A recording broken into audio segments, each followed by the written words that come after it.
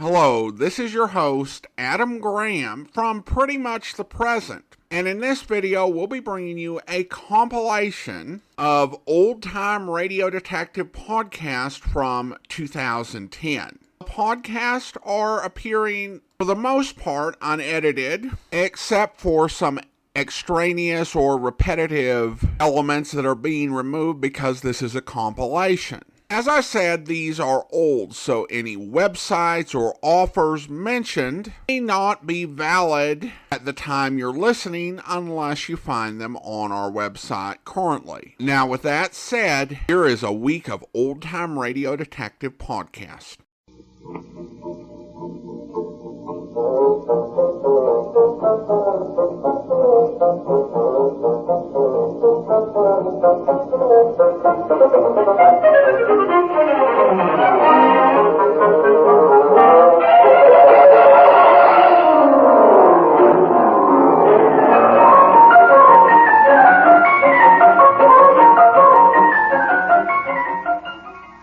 Welcome to the Great Detectives of Old Time Radio. From Boise, Idaho, this is your host, Adam Graham. I got a comment, email it to me, box13@greatdetectives.net. Cast your vote for the show on Podcast Alley, podcastalley.greatdetectives.net. And follow us over on Facebook, facebook.greatdetectives.net. The Candy versus Nero vote continues. Comment from Podcast Alley. Sorry to repeat myself, but love to podcast. As to Nero Wolfe versus Candy Matson, there's no comparison between the two characters. Wolfe is a well-developed character who's translated well to generations of mystery fans, whilst Matson seems to have been a one-dimensional radio series-only character. The series' most interesting feature being the very unusual use of a woman as a lead in a male-dominated hard-boiled role. Though the radio Wolfe can't appear to compared to the written Wolfe, I think this series better fits the Great Detectives moniker. Well, thanks for the comment.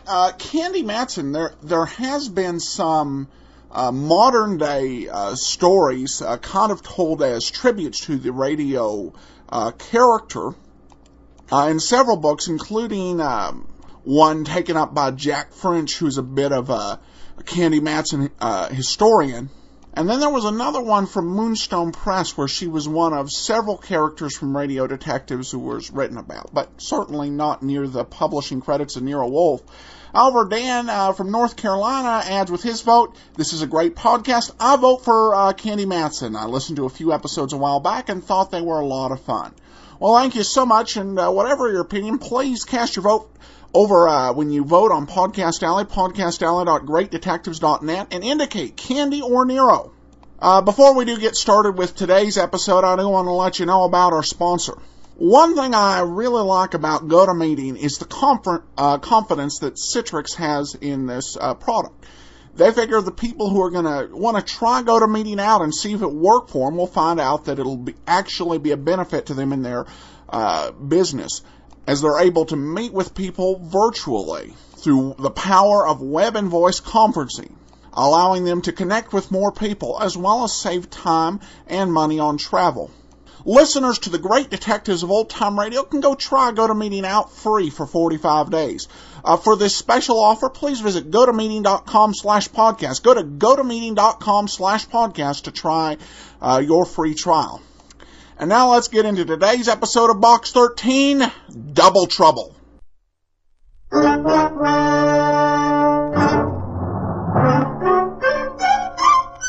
Box 13, with the star of Paramount Pictures, Alan Ladd, as Dan Holliday.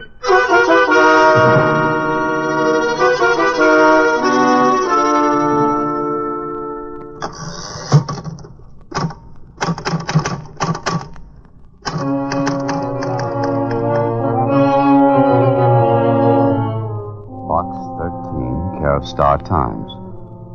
If you're interested in preventing a murder, come to 327 North Greeley Street in Edgemont. It should take you only 3 hours by train to get here. But you must come at exactly 3:30, or it may be too late.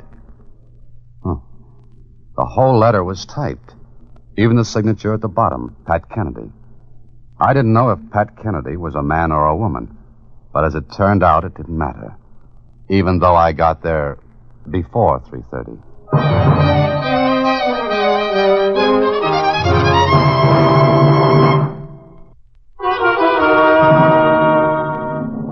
And now, back to Box 13 and Dan Holliday's newest adventure, Double Trouble.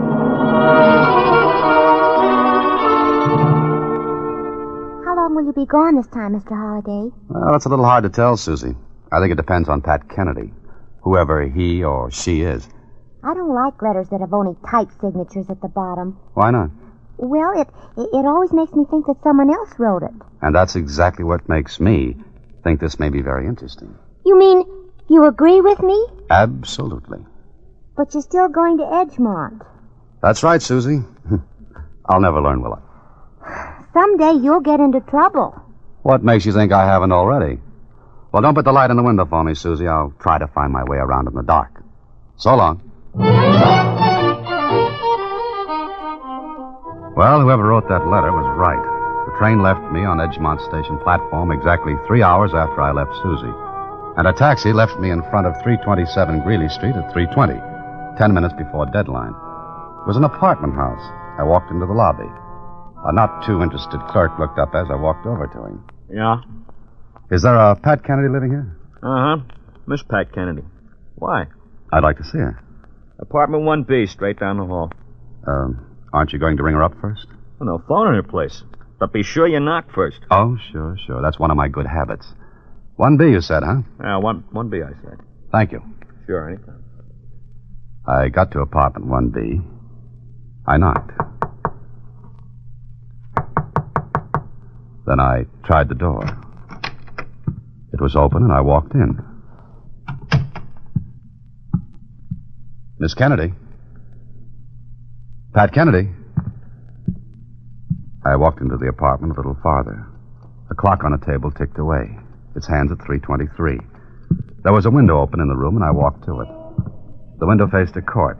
I turned away from it, walked into the bedroom, and I stopped. Miss Kennedy. Miss Kennedy.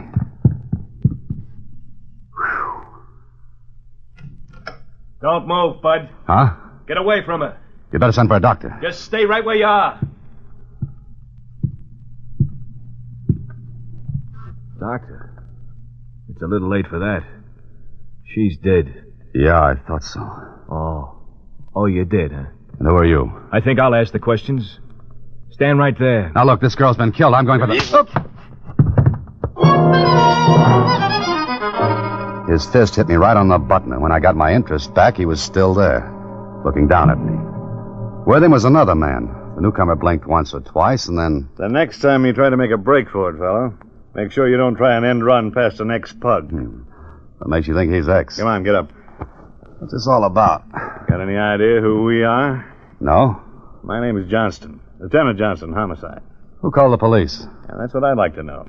Cassidy? Yeah, Lieutenant? Bring that clerk in here. Yes, sir, right away. So you're the police? Uh-huh. And you're Dan Holliday, visiting Edgemont. How do you know who I am? Your wallet, identification. Oh, thanks. Okay, start talking. Who did this? Are you kidding? Hardly. Take a look at her, and then ask that again. I'm sorry, but I don't know anything about it. No? Cassidy walked in on you while you were bending over. So what? That doesn't mean anything. Well, maybe not, but Here's the clerk, Lieutenant. Okay. Ever see this man before? You, I'm talking to you. Me? That's right.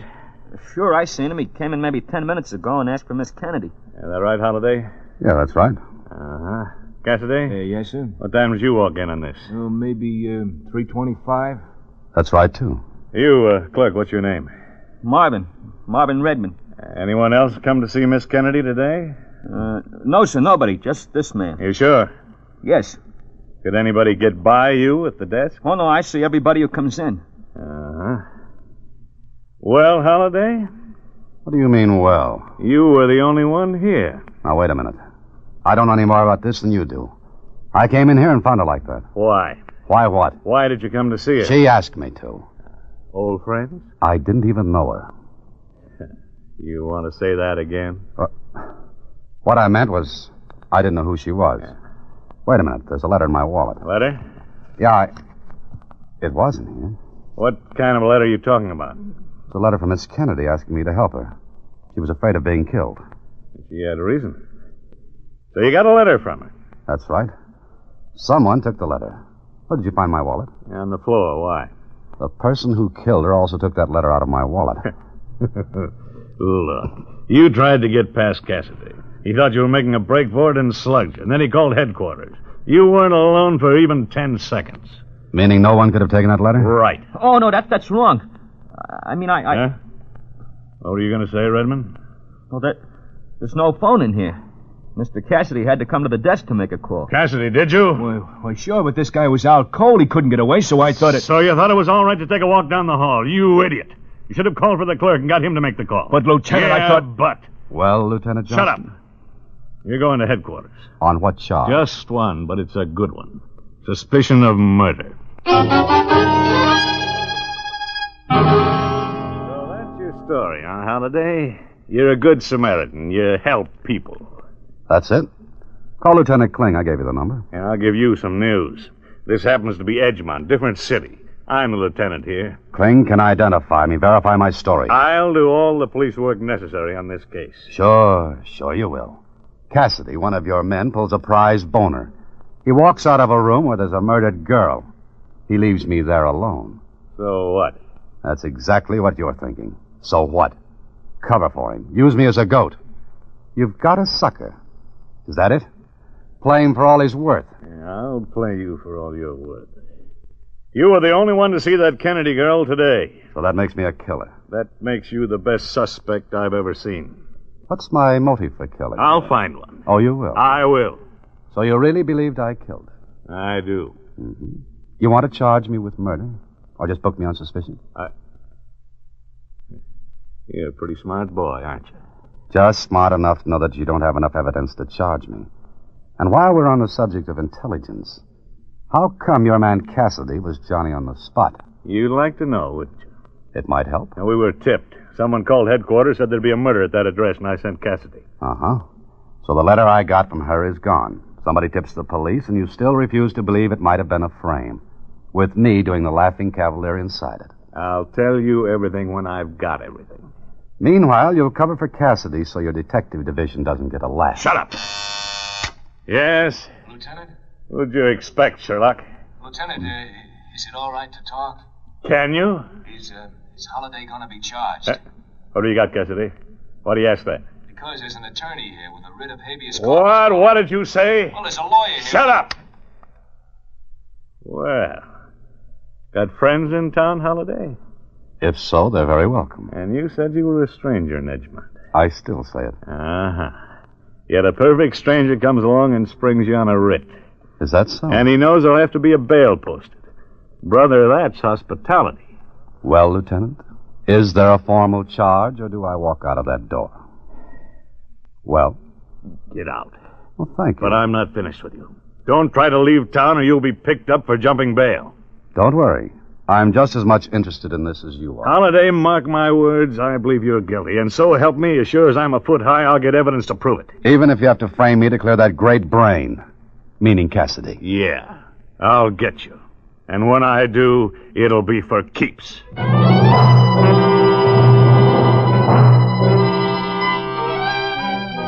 Well, Lieutenant Johnson was burned. He knew his department was in for a roasting if Cassidy's mistake got out. Meanwhile, I looked very funny as a goat.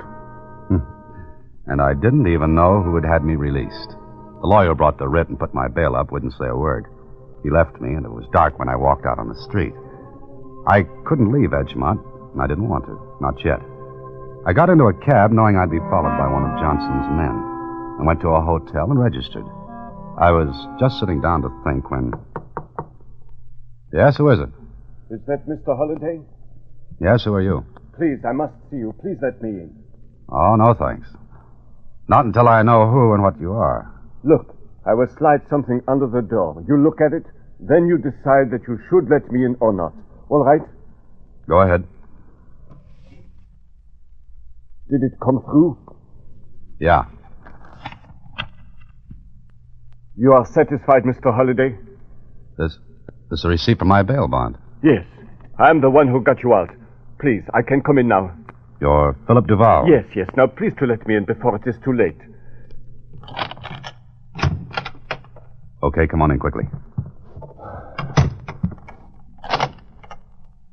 Mr. Holliday, you know that you are followed here.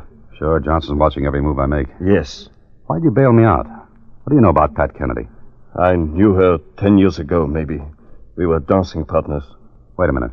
Were you followed up here? Oh, no, I am sure that I was not. How do you know? Because the police do not know me. Well, how do you know I was here?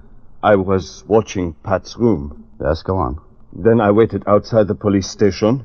I see you come out. I see the detective follow you. I make sure I am not followed.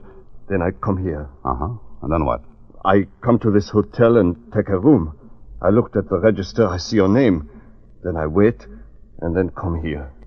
Mr. Duvall, you seem to know quite a bit about how to evade tacklers and slip away from enemies. Because I want to know who killed her. What was she to you? We are in love once. Then she leaves me. I do not see her for a long time. I find out she is here, and I come. And killed her? No, please. Please, would I do all this for you if I kill her? Why? Maybe I'll find an answer.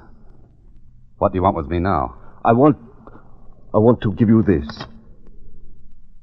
This is a letter addressed to Box 13. Yes, you will please to read it. Box 13.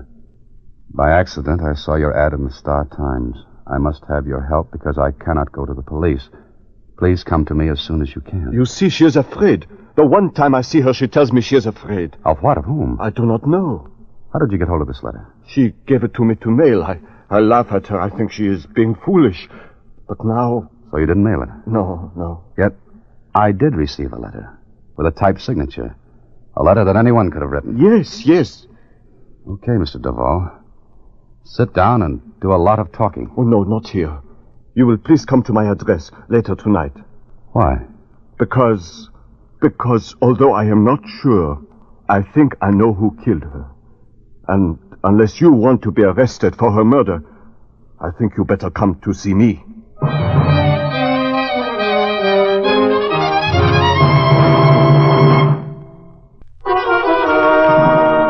And now back to Double Trouble, another Box 13 adventure with Alan Ladd as Dan Holliday.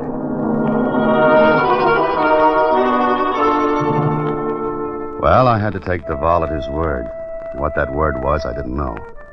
Maybe he did kill Pat Kennedy. Maybe he didn't. Anyway, I had to see him. I slipped out of the hotel knowing that one of Johnson's men was trailing me. I had to find some way to get rid of him. There was a war surplus store open down the street. I went in. Yes, sir. Can I help you? Yes, I think so. Got any coveralls? Oh, sure. Stacks of them. What size? 44. Any place I can try them on? Yes, the small room in the back. I'll get you a pair of the coveralls. It's all right. I'll look for them myself. I'd like to pick them out. All right. They're all on the racks there. How much are they? $3.95. Okay, here you are. Thank you. Even change. Just take your pick. Yeah, thanks. I slipped behind one of the racks. The plainclothesman trailing me was waiting outside. I picked one of the coveralls from the rack and slipped into the back room. Pulled the coveralls over my clothes and climbed out of the room through a window. It wasn't a great disguise, but it was better than having the police look for a man wearing a light gray suit. 20 minutes later, I rang the bell at Duvall's place. Yes. Is Mr. Duvall here? Philip? Yes, Philip Duvall. No, he's not here. Will you come in, please? Oh, thank you. I'm worried for him. He said he would be home an hour ago, but he's not come. No phone call to you? No. Who are you, please? A friend of his. My name is Holliday. Holliday? Then you are the man he went to see. Tonight? Oui. You mean he called and said he was going to see me? No, he went earlier. Mm-hmm. And he hasn't come back yet? No. Oh, I'm so worried. Do you know Pat Kennedy? Yes, I know her.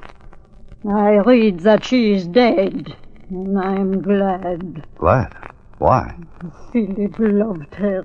She did not love him. She left him. Yes, I know all that. Philip did not know Miss Kennedy was here until he happened to see her. Did he mention that she was afraid of something? Yes, he told me. But I asked him, I begged him not to see her because she's not good. She's not good at all. Do you know of what she was afraid? No. Only that Philip told me that she could not go to the police, that the police would not be able to help. I wonder why not. I do not know. I know nothing except that I want my son to forget her, because if he does not, she will bring bad things, she will. That's your phone. It's probably your son. Yes, it is Philip. Would you tell him I'm here, please, and to hurry? Yes? Yes, this is Mrs. Duval. No, I'm his mother. What? No. What? No. What's the matter? No. Give me the receiver, quickly. No. Hello? Mrs. Duval can't talk. No. What? Oh, goodbye.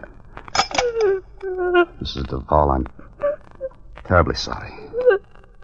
They do not mean what they say. They do not mean it. My son cannot be dead. I'm afraid it's true. That was the police. What will I do? What will I do? Wait here, Mrs. Duval. I'm beginning to get an idea. What the idea was a little fantastic, but things began to add up.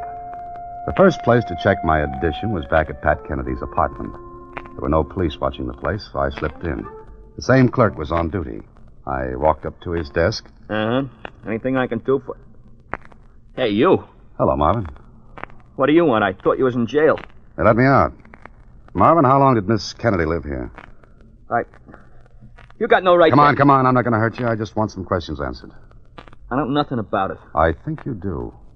Who came to see Miss Kennedy when she was alive? Listen, I don't want no trouble. You've got it. Answer me. Did anyone come to see Miss Kennedy often? Yeah, but I didn't know who he was. Not until... Until today, huh? That's right. I didn't know. But that don't make no difference. But it makes a lot of difference now. Thanks, Marvin. You've helped me a lot. You ain't gonna get me in no trouble. No trouble at all for anyone, except me. Now, I want to go into Miss Kennedy's apartment. You can't go in there. I think I can. Come on, Marvin, let me in. You said there wasn't gonna be no trouble. Marvin, you'll get up off of that chair and let me in Miss Kennedy's apartment, or I'll... Okay. But you're making me do it. If the police ask, you're making me do it. That's right. Come on. Come on, then. That's the boy. Straight ahead.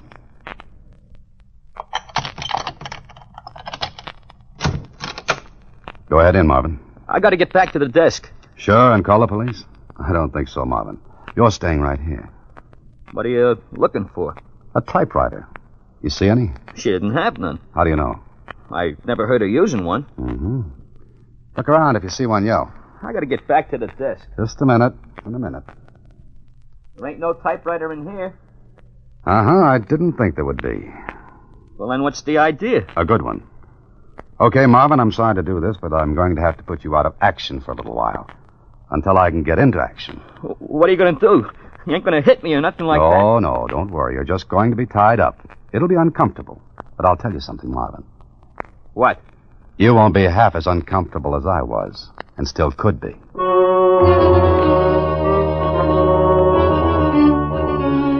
So, Miss Kennedy didn't have a typewriter. And the letter Duvall had shown me proved that she wrote a letter to me by hand. So it was a frame to get me for her murder. And I had a pretty good idea who put it around me. But proving it was another matter.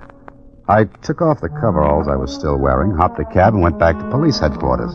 And when I walked in... Hey, it's you. Hello, Cassidy. Where did you come from? Never mind that now. Is Lieutenant Johnson in? No, he ain't. No, I don't wait. Do you mind? What do you want to see him about?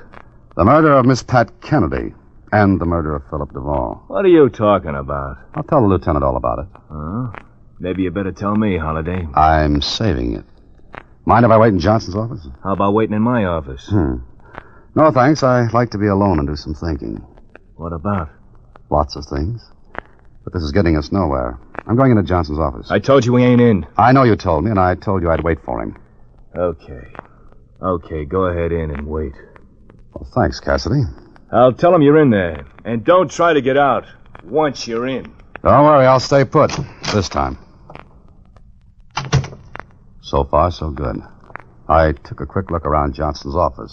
There was a typewriter, and I tried it. The type looked the same as the typing on the letter I'd received.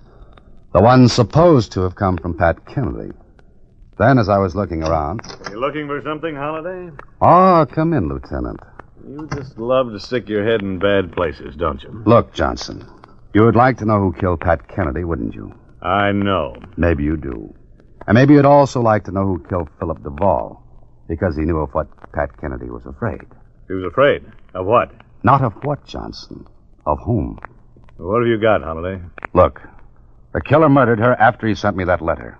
He killed her just before I was due to show up there. Go on. But the letter was missing from my wallet. If there was a letter? There was, and it was written on this. What are you talking about? You're crazy. I don't think so. From all I found out, Miss Kennedy wasn't too nice. Maybe she was keeping company with someone who got tired of her.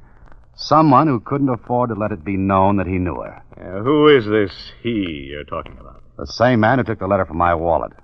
The same man who watched me go into that apartment building and then called the police and tipped you to the murder. There was only one man alone with you. That's right. Cassidy? Could be. Now, wait a minute. You wait. I'll sit here on your desk and talk. Go ahead. Now, he waits until I get to the apartment. This man who's afraid the girl will spill the beans about the two of them. Previously, he'd threatened her if she talked. But she was afraid to go to the police. Only because the police couldn't help her. Meaning that the man who threatened her... was on the force. Oh, it's funny, huh? Yeah, you're doing a lot of talking, but you haven't said anything yet. All right, I'll start now. That was only the build-up. Wait till I get through. I'm waiting. So, Cassidy kills her, frames me, tips the police. Sure. Only he was here when I sent him out to follow up the tip. How could he kill her and get back in that short time? Because the call came from here. Look, all you have to do to get an outside line on one of these phones is to push up this lever. You get a dial tone. You dial police, put in a fake call, and sit back and wait to be sent out on it. Yeah. But there's only one more thing wrong, Holliday. Name it. You got there early. I know I did. What? I said you got there early. Yeah, I got there early. Not at 3:30 as the letter asked, but at 3:20. Now, how could you know that unless you read the original letter? Don't move, Holliday. I won't, because I'm not finished. The man who killed Miss Kennedy in Duvall was you.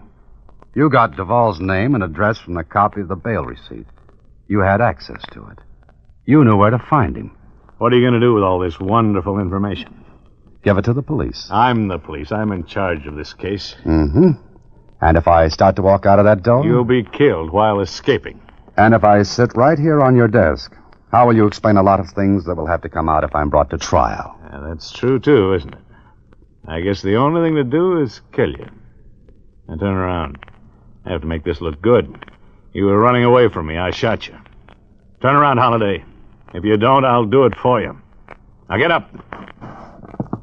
Okay. I'm up. Turn around.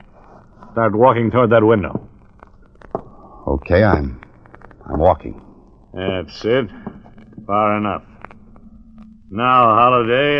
Down, Holliday! Here, Cassidy! Drop that gun, Lieutenant! You stupid fool! Thank you, Cassidy. Thanks very much. Yeah. Say, you're a pretty smart guy. A pretty smart guy to do what you did.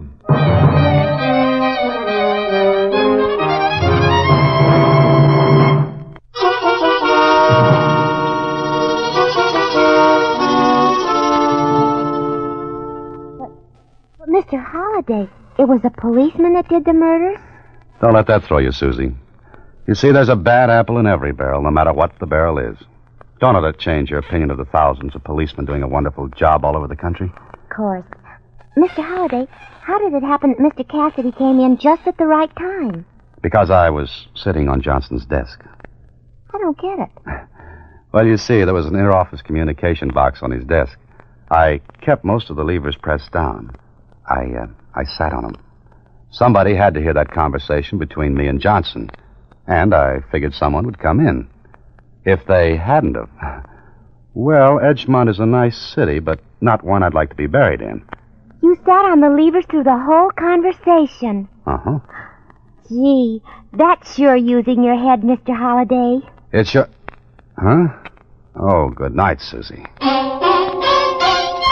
Listen in again next week when, through the courtesy of Paramount Pictures, Alan Ladd stars as Dan Holliday in Box 13. Box 13 is directed by Richard Sandville, and this week's original story was written by Russell Hughes. Original music is composed and conducted by Rudy Schrager, and the part of Susie is played by Sylvia Picker. Vern Karstensen is in charge of production. Box 13 is a Mayfair production from Hollywood.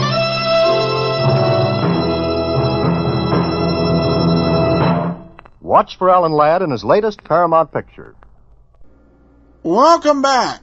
Well, I don't know how you'd rate the quality of this as a mystery. My wife is not a huge mystery fan. And she was actually sitting beside me as I listened to this. And I think it was 5 or 6 minutes in, when the lieutenant was questioning him, he said, "I bet he killed her, and he took the letter from Holiday." And that's the way it ended up. I don't know if we should be able to guess that early, but sometimes that happens. There was also this one moment of utter, boy, isn't that convenient for the plot, when Mr. Duvall would not reveal his suspicions about who may have committed the murder, but insisted that Holiday come to his place so that he would be murdered before he could let Holiday know what he thought was going on. And there was never a good reason for this, of why can't you tell him now? But still, it was still fun to listen to. Even though the mystery element didn't work well, Alan Ladd did. And this is one episode that's pulled through by pure star power. All right, well, we have another comment to share. This one is from Kathleen, who writes, "I fantasize about Suzie having an episode where she has to rescue Dan, and he has to say that she's brilliant." That may just end up being a fantasy. I don't know. I've not yet listened to the last 5 episodes, so there could be something in there. By the way, as we are getting down to these last few episodes, I'm probably going to write a little bit of a final thoughts on Box 13 with my favorite episodes listed, and I would love to hear from you about what some of yours might be. Email me, box13@greatdetectives.net.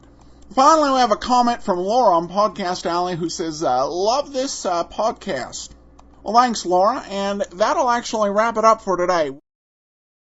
Before we do get started with today's show, I want to let you know about our sponsor. If you like the flexibility to live your life and do the things that are important to you, you'll like GoToMeeting.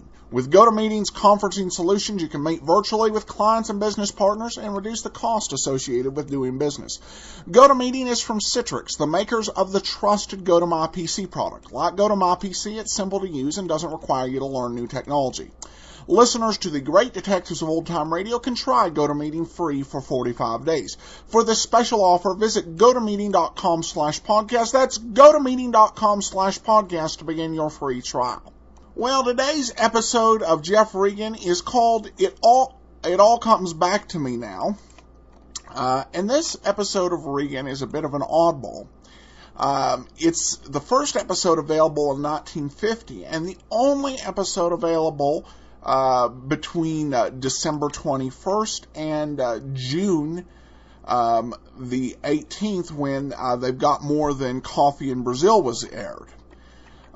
Most of the episodes that are in between Some Enchanted Car Hop and It All Comes Back to Me Now are unknown titles. However, Dennis at the Digital Deli has been able to find out a few. All the Queen's Men was on February 1st. Mama Inez was on February 15. Wine, Women, and Worms was on March 15th. Hollywood Story was on March 22nd. Hot Rod Problem Child was on April 12th. And now we get down to April 26th, and It All Comes Back to Me Now.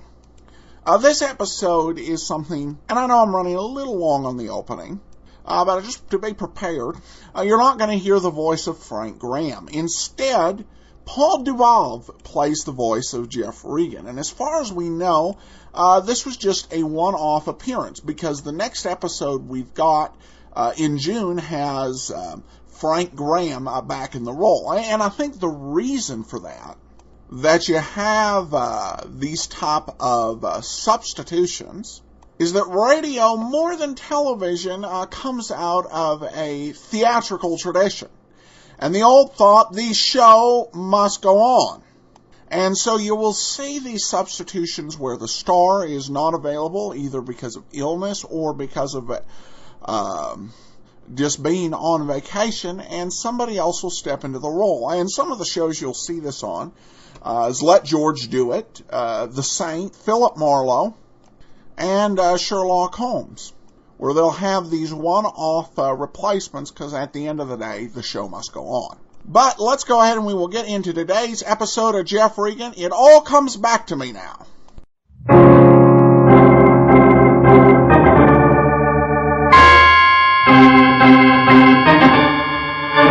My name's Regan. I work for Anthony J. Lyon Detective Bureau. They call me the Lion's Eye.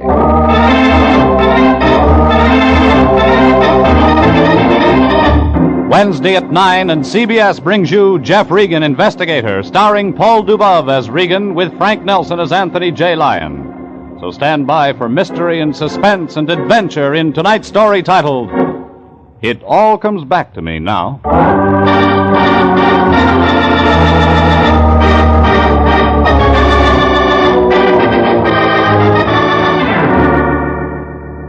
She was about medium size, brunette, beautiful, and bewildered. She couldn't remember where she'd come from or where she was going. Couldn't remember her own name. Just one thing she could remember. She wanted to commit murder. She was in the office of my boss, Anthony J. Lyon, that Friday morning, sitting there across the desk from him, holding onto her battered purse like it was the last thing in the world she was sure of. What the Lion or I didn't know, she was right. Oh, Jeffrey, come in. I've been waiting for you. Morning, Fatso. New client? Yes, Jeffrey. I think we could call her that. Jeffrey, this is Miss... That's a very interesting name, Fatso. My name's Regan, Miss. How do you do, Mr. Regan? Jeffrey, she has a terrible problem. Somebody does. She can't remember her name. Please, can't you help me? I don't remember anything. Remember how you got here to our office? No, not anything. From when? From now. Except, there was a door. It said detective agency. I walked in. Yes. Jeffrey, what are we going to do about Miss Smith? Smith? Well, we've got to call her something, haven't we? All right, Smith. Jeffrey, this is a matter for the police, a Bureau of Missing Persons. Surely if no, Mr. Lyon, please.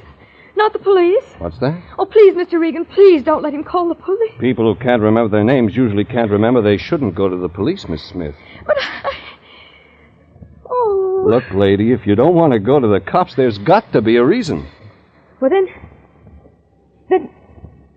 Look at this. Jeffrey. .32 caliber revolver, Smith & Wesson. Loaded except for 2 empty shells. You see, Mr. Regan... The gun's been fired, Jeffrey? 2 bullets missing. Miss Smith? I don't know. Jeffrey, that settles it. We call Lyon, the police. I think Miss Smith hasn't quite finished her story. The gun in her purse isn't the only reason she doesn't want to go to the police. That right, Miss Smith? Mr. Regan, I try to remember. There was a house somewhere. A small house. I was in a room. Go on. No, I can't. Keep trying, Miss Smith. I was going somewhere. Alone. I wanted to see someone. I think I was on my way to kill someone. Fatso, get some water. She's fainted. Here, water? Jeffrey, don't just stand there. Call an ambulance.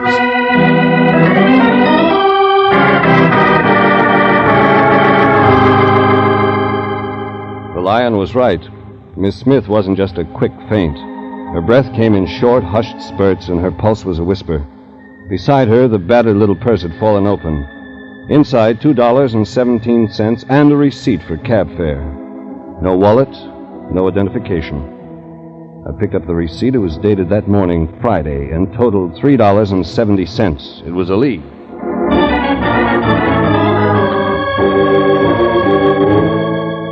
I sent the Lyon with Miss Smith in the ambulance and then headed for the main office of the cab company. It took me 2 hours to get what I wanted. The receipt was for cab number 702, one of the new cars the company added, and it was usually driven by one Joseph Rupnick. Another hour passed, and he pulled into the cab stand out front of the main office. Joe Rupnick? Who else? Let's drive. My flag is down.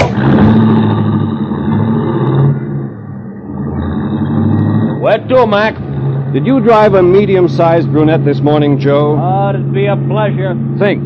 Fair complexion, good-looking, very good-looking. Carried a little black leather purse. The fare was $3.70. $3.70, huh? You know, it's a nice fare. What'll it buy, $3.70? Well, let's see. $3.70 should ought to take you out to Westwood. You got a record of your stops today. What about Westwood? Yeah, I guess I have. Hey, Mac, what do you know? She was lovely, she was engaged, and she used my cab. Oh, what a dish. Bewitched, bothered, and brunette. I seen her, and I'm glad. Never mind the tone, Holmes. Where did you pick her up? In Westwood. Where else? Okay, let's go there.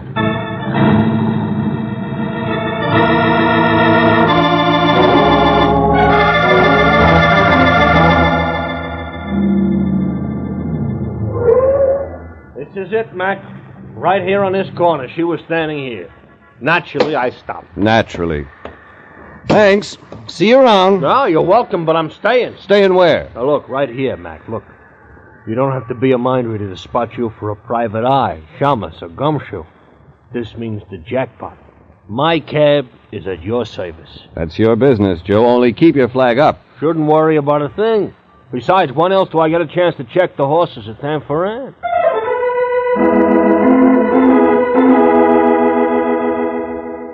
Joe Rupnick pulled a racing form out of his pocket, and I looked at the place he'd pointed out. According to Joe, Miss Smith had been standing in front of a white one-story building with a two-story sign that said Parker's Service. It was an auto repair shop, a big one, the kind that specializes in foreign cars, custom sedans, and rich customers. Mr. Parker. Telephone call, Mr. Parker.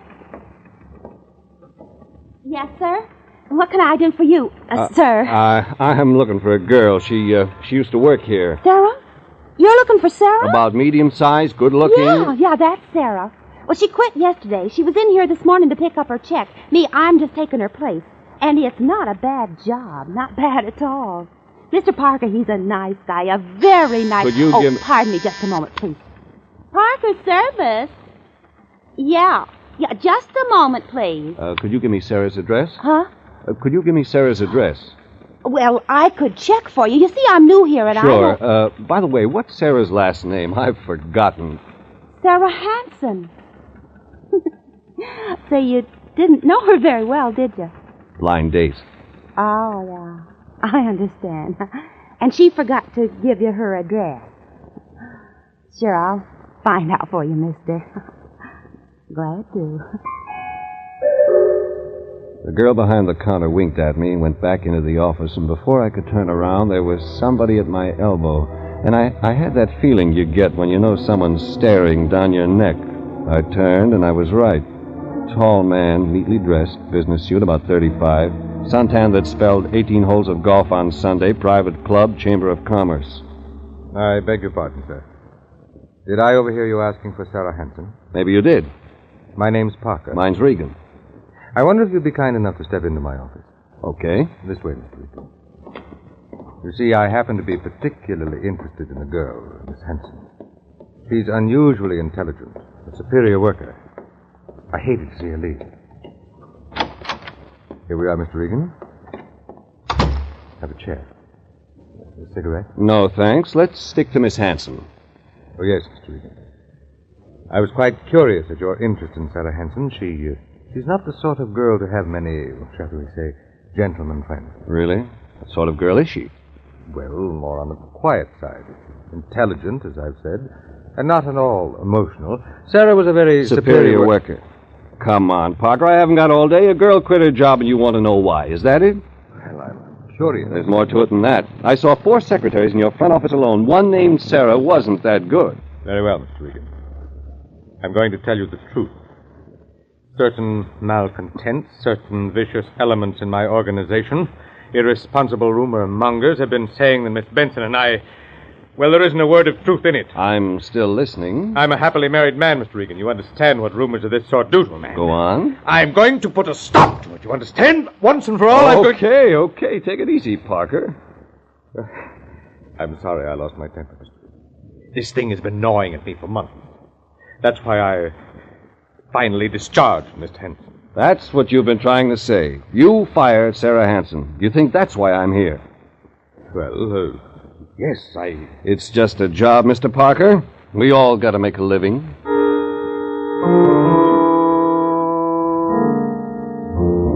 Somewhere in it, a story was beginning to take shape. Parker apologized again, and I left his private office. Out front, the receptionist had Sarah Hanson's address, and I took it. When I got to the street, Joe Rupnick's cab was still sitting there. Hop in, Mac. I'm available. You find the girl? No, but I've got an address. Great. I got them all lined up for tomorrow at time for Ann. Let's go.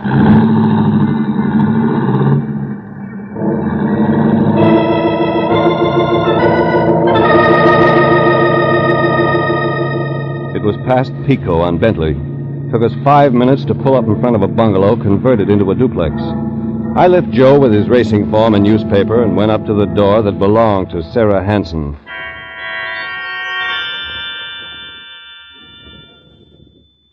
I rang the doorbell. No answer.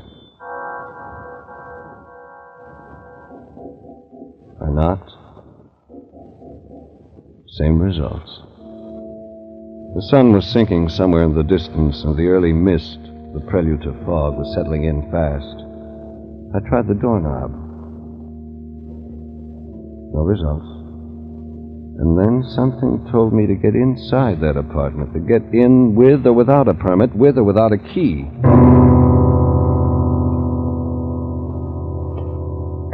I walked around back until I found a window unlocked. The screen was easy, and I climbed up. My stomach scraped across the windowsill, and I was inside. Dark, dank, stale-smelling air. Something foul and disagreeable. I wanted to turn and leave and get out of the stinking apartment. But I didn't. Instead, I moved slowly along the wall into the darkness and fumbled until I hit the light switch. The lights didn't change the smell, but it told a story. Chairs upside down. Picture frame smashed to the floor. 2 dishes broken in 1,000 pieces. And the sofa cushions on top of each other in a corner. The whole place turned upside down, looking like a clapboard shack after a hurricane. I moved into the living room, picking up pieces, searching for anything. And I found something. In front of the imitation fireplace on the carpet, a pool of blood. Hey, Mac. You okay? Yeah, Joe. Look, Mac, I think I got something important. Be there in a minute. Never mind. I'll climb through the window. Hey, look, Mac, I want you to take a look at this. I was reading while I was waiting for you. Early edition of the afternoon paper. Yeah. Look on page 2. You find it, Mac? Yeah, I found it. Story on page 2. The body of a girl found washed up on Will Rogers State Beach, tentatively identified as Sarah Hanson.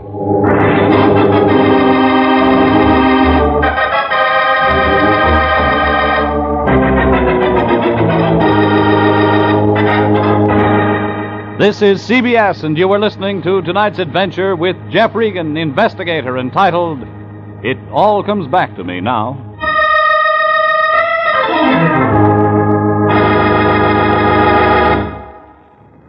CBS brings you many of the most exciting programs on the air. For example, Sundays at 5:30, A face in the shadows, a blood-stained burnoose, a beautiful dancing girl may set Rocky Jordan on an exciting adventure in ancient Cairo. Follow Rocky Jordan as he moves through the dangerous streets of the capital of Egypt. Meet Rocky Jordan this Sunday at 5:30 on CBS. And now, back to tonight's story titled, It All Comes Back to Me Now, and Jeff Regan, Investigator.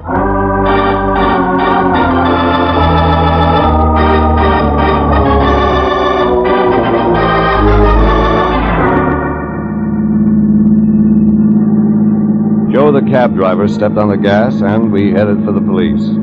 I sat in the back seat, the folded newspaper in my lap, and tried to make sense out of a story so twisted even the principal characters no longer made sense. A girl with amnesia hires the Lyon and me to help her find herself. She says she remembered wanting to kill someone. She collapses, and I follow a lead to a cab driver, to a repair shop in Westwood, to the home of one Sarah Benson. That was when I read the early afternoon paper which said a girl had been found washed up on Will Rogers State Beach. Her name? Sarah Hansen. It was getting late. Streetlights turned on, traffic jamming and honking its way up Sunset. But that didn't stop Joe Rupnick from hitting 40 between the cars. We made the police station at 6:45.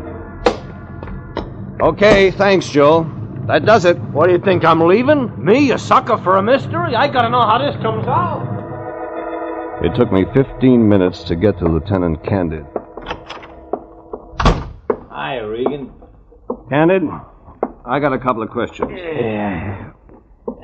Regan, I am tired to the very bottom of my large, flat feet.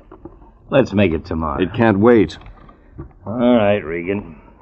What's her name? Listen, Candid, all I want to know is where you got your identification for Sarah Hansen. Sarah Hansen, age 27, height 5'4", weight about 117, hair blonde, eyes brown. Blonde. That's what I said, wasn't it? You fished her up off Santa Monica? Will Rogers State Beach. We didn't find her. Some swimmers did. They called. You weren't looking for her? Looking? We didn't know Sarah Hansen from my friend Irma. What's eating you, Regan? Candid, just tell me something else. Who identified the girl for you?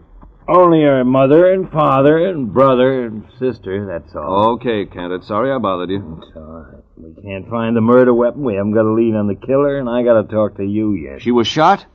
2 slugs in her chest. 32s. Maybe Smith & Wesson. Gun's missing. That part of it wasn't in the papers. Don't we look bad enough already without making it worse? All we got on this case is a body. Even if it is a nice one. When was she killed, Candid? This morning, somewhere between 1 and 2 a.m., the coroner says. That isn't all. What else? Well, from the tire marks they found up the beach, there was another idea. We think maybe she was shot somewhere else and then driven down to the beach. This Sarah Hansen, she worked? Yeah, a place out in Westwood. Called, Parker's Service. We'll check everyone out there. Takes time. What about an address, Candid? Where did she live? Well, the parents say she moved out of their place a couple of months ago. Seems they had a fight, she and the parents.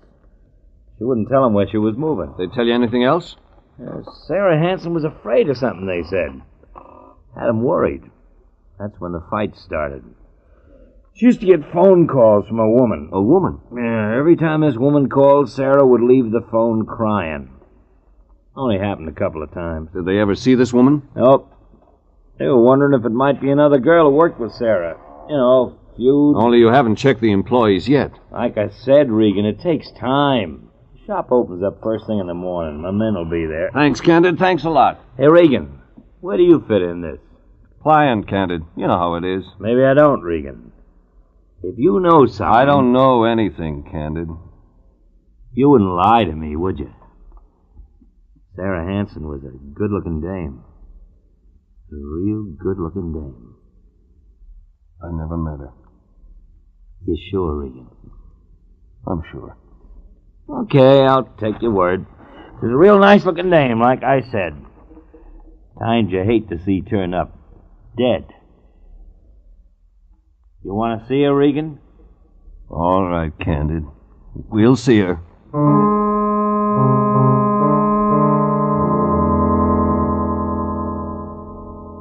Candid and I went to the morgue.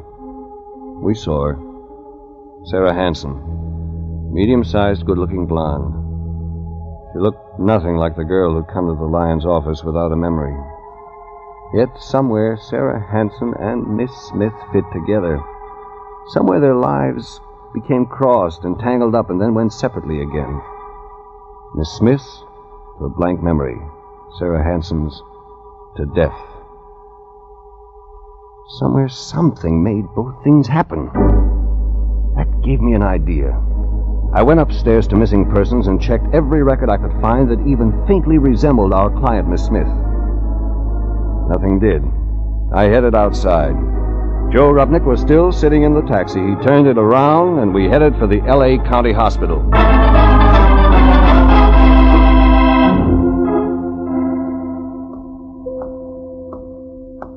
Jeffrey, there you are. Trouble, Fatso? Trouble? I've been sitting here all day, wasting time and money. How's she doing, Fatso? Is she? Oh, Miss Smith, fine. She's doing fine.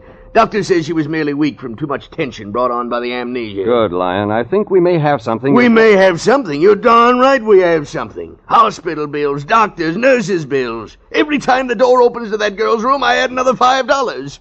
Jeffrey, this is ridiculous. We're not Fort Knox.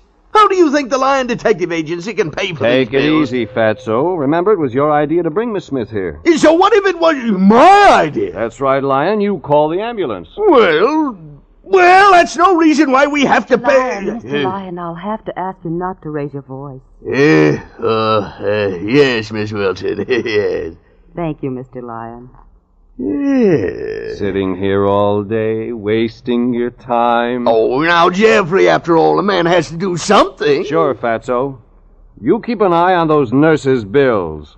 I'm going in to see our client.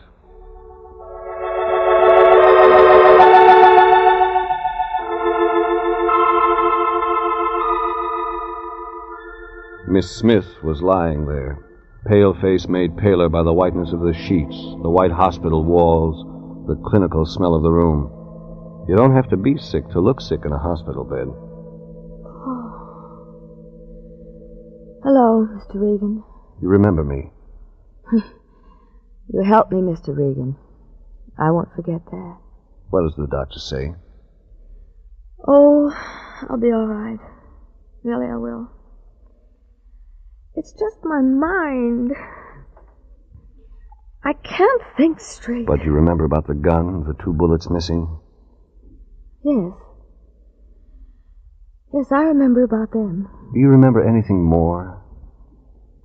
I don't think so. About wanting to kill someone? Oh, Mr. Regan. You don't remember that part of it? The doctor says it's shock. Something happened to me. Something I wanted to forget. Made me forget everything. Murder might do that. Yes, I suppose it might.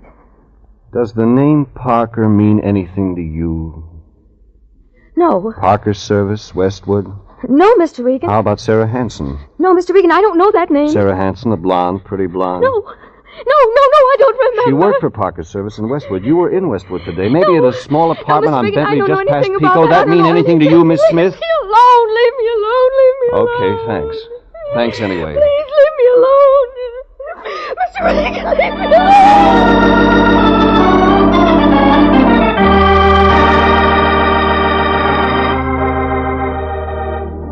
Somewhere the paths of Sarah Hanson and Miss Smith crossed. Somewhere their lives were woven in and out of each other until it was so mixed up, and then it made sense. Simple, quick, easy sense. I left the hospital in a hurry, the cab was there, and I got in, and we drove and drove fast. First for a drugstore and a phone booth, then for Westwood.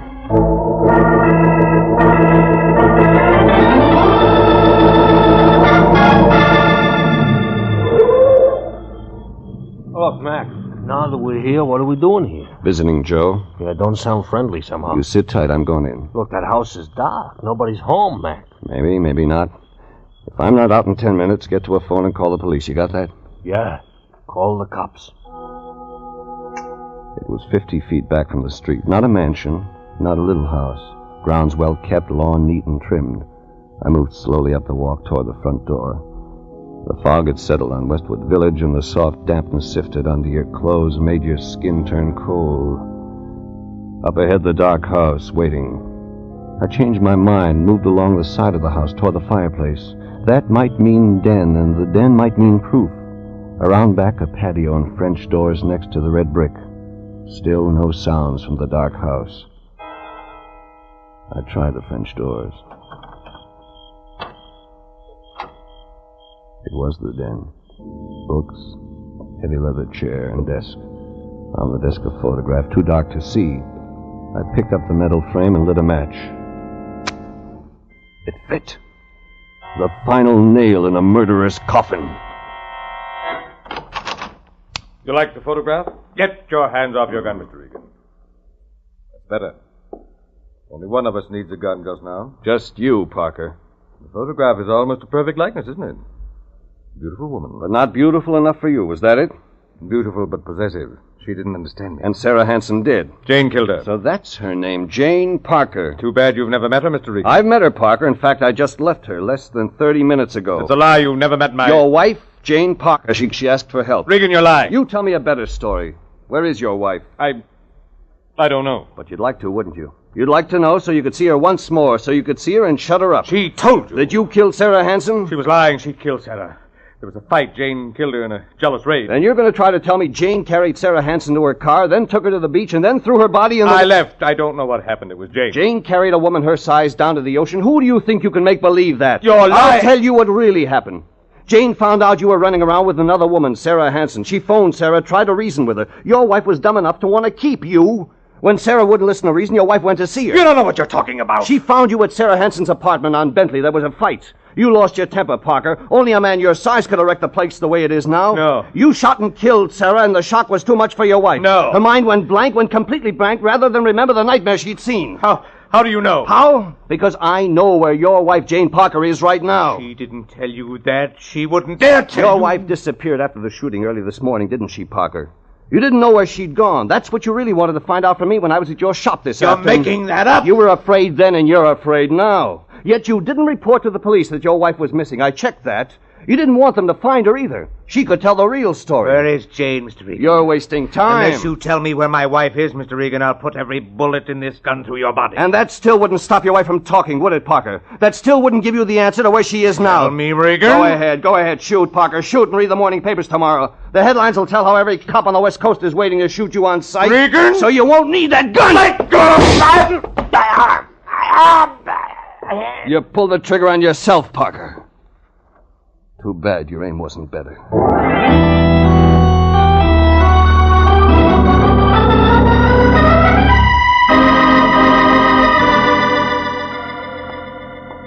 Dr. Dana. Dr. Stephen Dana. $16 a day for room. Private nurse. Hiya, Fatso. No, don't bother me, Jeffrey. I'm very busy. A room at $16 a day. How's our client, Lyon? She doing okay? $16 a day. What's that, Jeffrey? Miss Smith, our client. Oh, you mean Jane Parker. Oh, why didn't you say so, Jeffrey? She's much better. Doctor says it'll take time, though. Let me see now. If you take 16 divided by... He thinks she'll get her memory back, Lyon. What?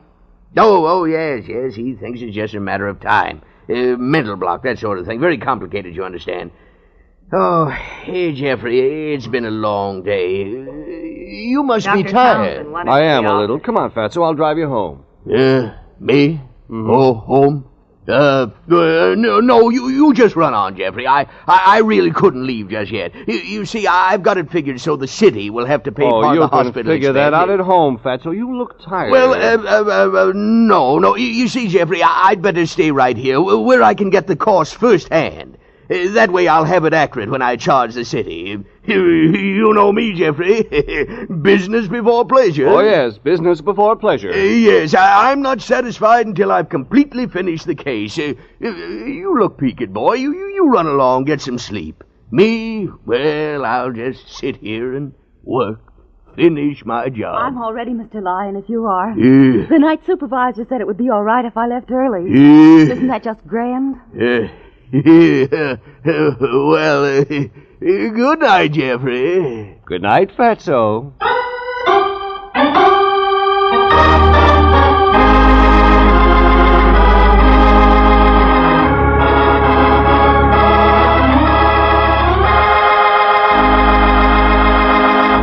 Jeff Regan, Investigator, was written tonight by William Frug, produced and directed by Sterling Tracy, and stars Paul Dubov as Regan with Frank Nelson as Anthony J. Lyon. Original music is by Dick Arant. Jeff Regan, Investigator, is heard each week at the same time over CBS, the Columbia Broadcasting System.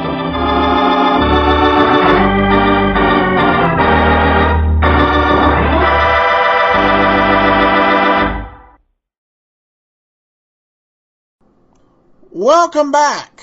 Well, Paul Dubov did a good job on his one-time sub here.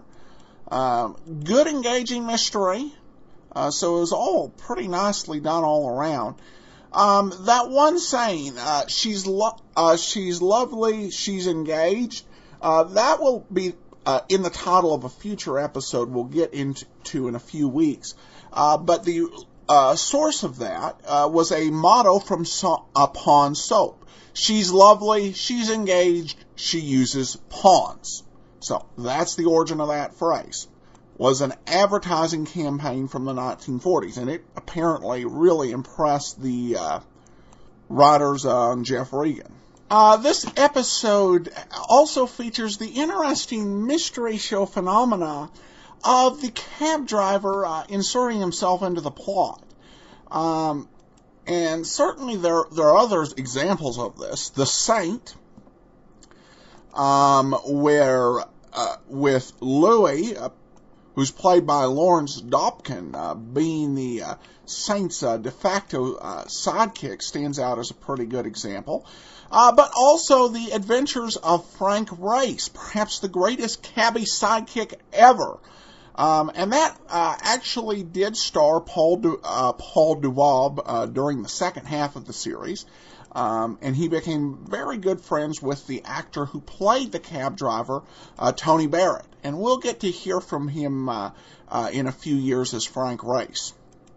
I have a review on iTunes, just a simple, nice, good podcast. And with that, we will lower the curtain. Before we get started with today's show, I want to let you know about our sponsors. The world is becoming smaller. People are working together to achieve common goals across lines of geography. Use a smaller world to help grow your business with GoToMeeting. Through the power of GoToMeeting web and voice conferencing, you can meet with anyone without leaving the convenience of your home and office. It's a great way to expand your business as well as being able to make sure that you can be flexible for a wide variety of clients and customers. Listeners to the Great Detectives of Old Time Radio can try GoToMeeting out free for 45 days. To start your free trial, go to gotomeeting.com/podcast. That's gotomeeting.com/podcast to begin your free trial. Now for today's episode of Let George Do It. Your money or your life?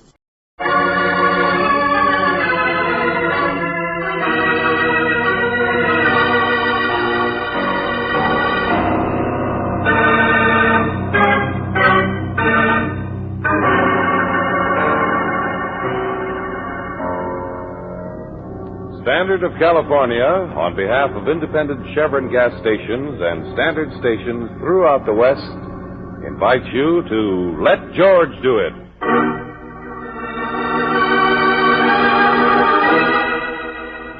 Your money or your life. Another adventure of George Valentine. Personal notice. Danger's my stock and trade. If you're on a spot where a step forward drags you 2 steps back, you got a job for me, George Valentine. Write full details.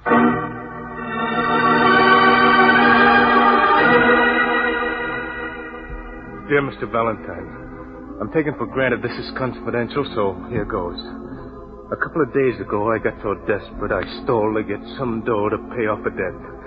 What I want most is to see the guy I borrowed from get what's coming to him for running a racket that smells to high heaven. Maybe you heard of him. His name is Douglas Harger, and I want to see something happen to him.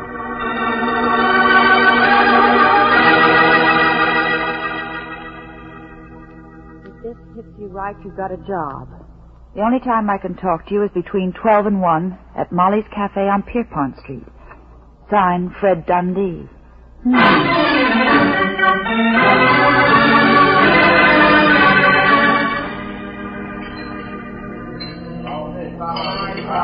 Yeah, but look, Fred, don't you see I can't play ball with you? Why not? You'll be getting paid for it. Well, I can't take that kind of money. Who did you steal it from? That's my business, Miss Brooks.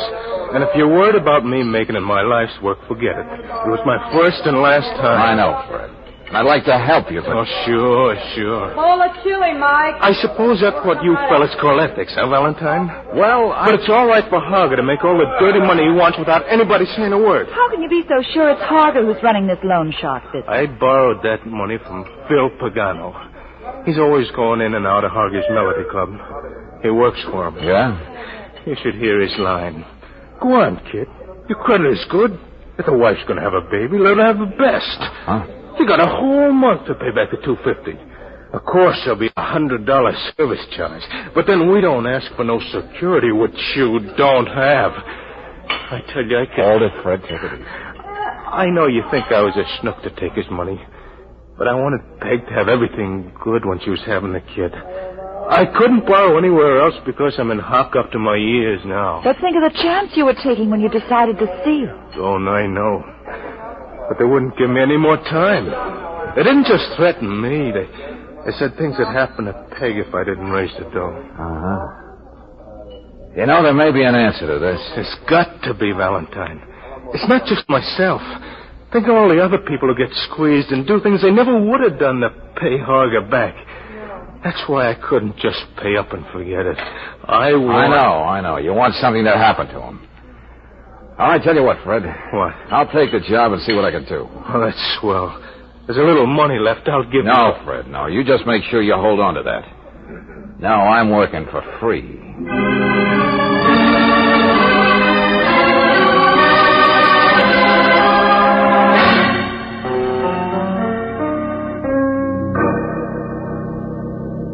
Well, good to see you again, Mr. Valentine. The Melody Club doesn't have many interesting visitors during the day. Come off it, Harger.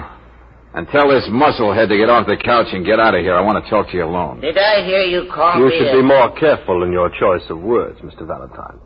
This gentleman is supposed to be my bodyguard, although you'd hardly tell it to see him lying around reading comic books. Come on, Buster. Up you come. Outside. Let go of me. Put the gun away, Marty. We don't want to give our guest the wrong impression. You'd better go sit at the bar and soothe your chagrin. Okay, if that's the way you want it.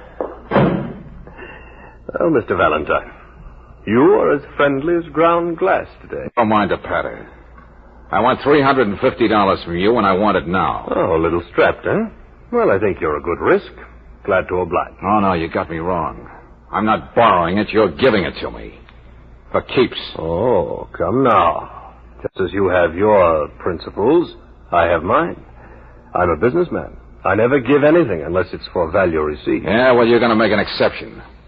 This is for someone who got hurt on one of your loan shark deals. What are you talking about? Your boy, Phil Pagano, bore down so hard on a friend of mine he had to go out and steal.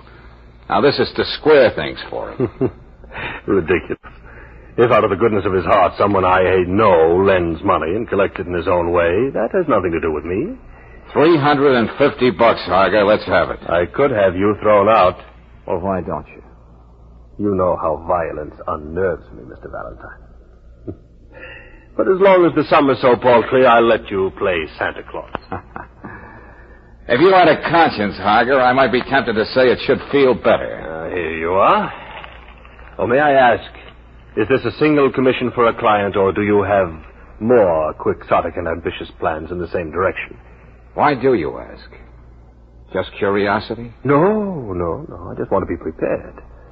As much as I despise any form of physical conflict, Mr. Valentine, I may be forced to make another exception to my principles.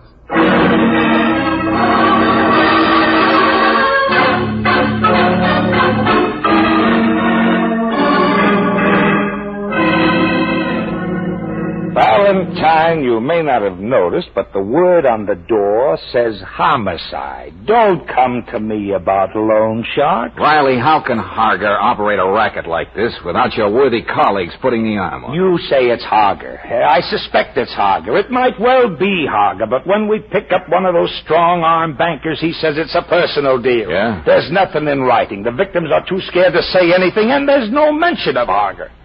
Now, go ahead. You arrest somebody. Lieutenant, you should have talked to Fred Dundee.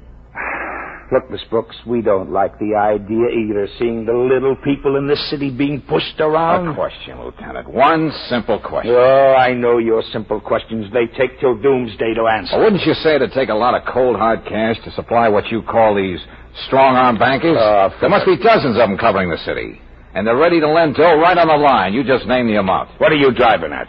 Hager isn't headed for the poorhouse, but neither does he get his mail and care of Fort Knox. And he has so many other interests that take cash to run. Christopher Arena, his nightclubs, and all the rest of them. Yeah, in other words, somebody else has to be furnishing the wherewithal, the financier, the angel. Now, have you ever heard of anyone connected with him who could even vaguely fit that description? Not even vaguely. Oh, great. Well, there's nothing like being a pioneer and trying to find the answer to my own question.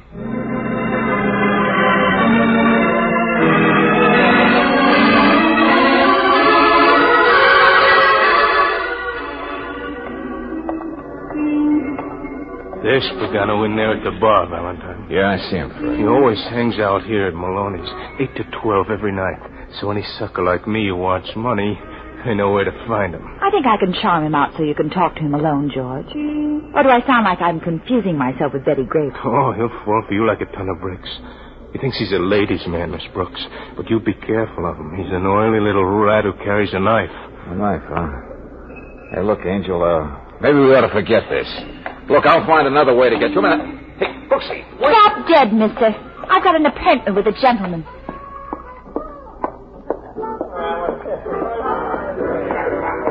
What can I get you, lady? Oh, nothing, son. Oh, hey, sweetheart. I'm good for around here. And when they come like you, I can do better than that. Much better. No, I only wanted to talk to you. Alone. Oh? Yeah. I need money. Need it real bad. Why me? Oh, names get around, you hear things. Somebody said I'd find you here. What seems to be your trouble, sweetheart? Probably nothing new to you.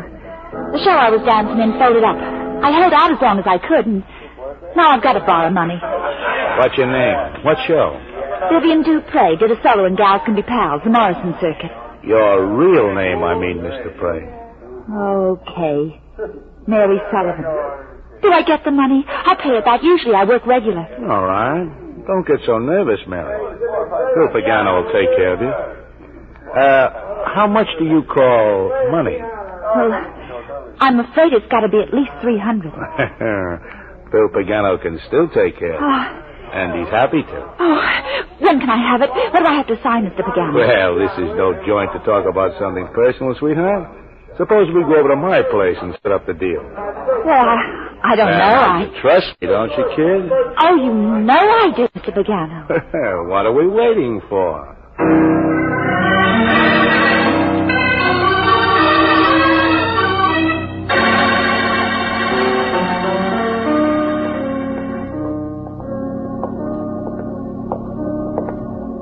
Here we are, sweetheart.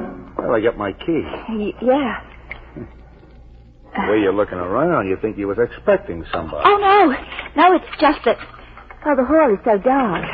Well, we take care of that right now. Go ahead in, Mary. Oh, no, you first. What's here? I don't know who you are, bud, but I'm going to... Shut up. And you, babe, sit down over there. Sir? Oh, yes, sir. Copper? We'll talk when you take your hand off that knife in your pocket. Ah, so you heard about me, huh? Well, then you ought to know I let this knife do my talking for me. Now, wait a minute. Listen to me, handsome. Hager sent me to see you. Huh? You're lying. Yeah, I started working for him today. It seems he lost his respect for Marty as a bodyguard. You think I'm going to believe that? Hager says you've been charging extra interest on loans and holding out on him. You've shaken his faith in mankind, Phil. I never held out a cent in my life. Now snap that knife closed. I want to have nice things to report about you. Well, that's a good boy. Before we do any talking, what about the babe here? Oh, well, I wouldn't want her to miss this for anything. All right. You're working for Hager. But I want to know more than that. Get off me. Take your knee out of my chest. Now, who finances the setup? Who's the top man on the totem pole? I don't know. I don't know nothing. Don't. Who really runs the racket? Supplies the ready cash. Come on, talk. All right. I'll tell you. Stop it.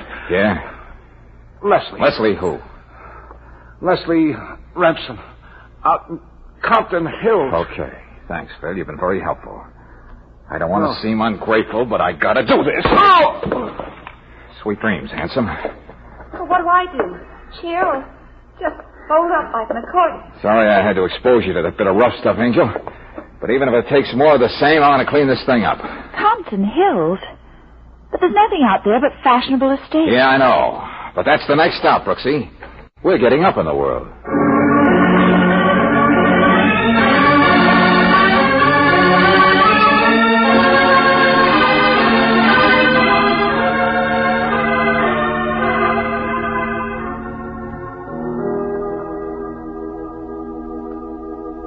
Leslie will be down in just a moment, Mr. Valentine. In the meantime, would you like to step in here and see some of my books? Huh? Oh, sure, all right. May I get your drink? I'd ring for one of the servants, but it's their night off. No, thanks. Did you mention it was important? Yes, I told Leslie. You know, Mr. Valentine, I suppose most people would say that my life is an unpardonable waste. So much of it given to collecting books, living with them. But then, what is important, young man? In college, they drummed me out of my philosophy class, Mr. Remsen. Now, would you mind calling upstairs again and see That it? won't be necessary. Oh, Mr. Valentine, have you met my wife? Huh? Leslie, dear, this is the young man who has been waiting for you. Yes.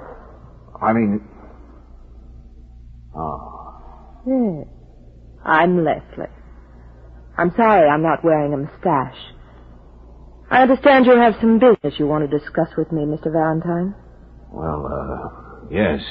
Why don't you two stay right here in the library? Thank you, Paul. I have to phone my book dealer anyway. You know, Mr. Valentine, Leslie just can't understand my passionate interest in books. No? But then again, I'm often baffled by her interests, even though I understand them. Well, good night. I received a very enlightening telephone call while you were waiting, Mr. Valentine. Then you ought to know why I'm here, Leslie. Or I suppose I ought to start calling you Mrs. Remsen. No, I like Leslie better. You seem to think I'm masterminding some sort of minor crime wave. Aren't you? That was a melodramatic way of putting it. The question is, what are you going to do about it?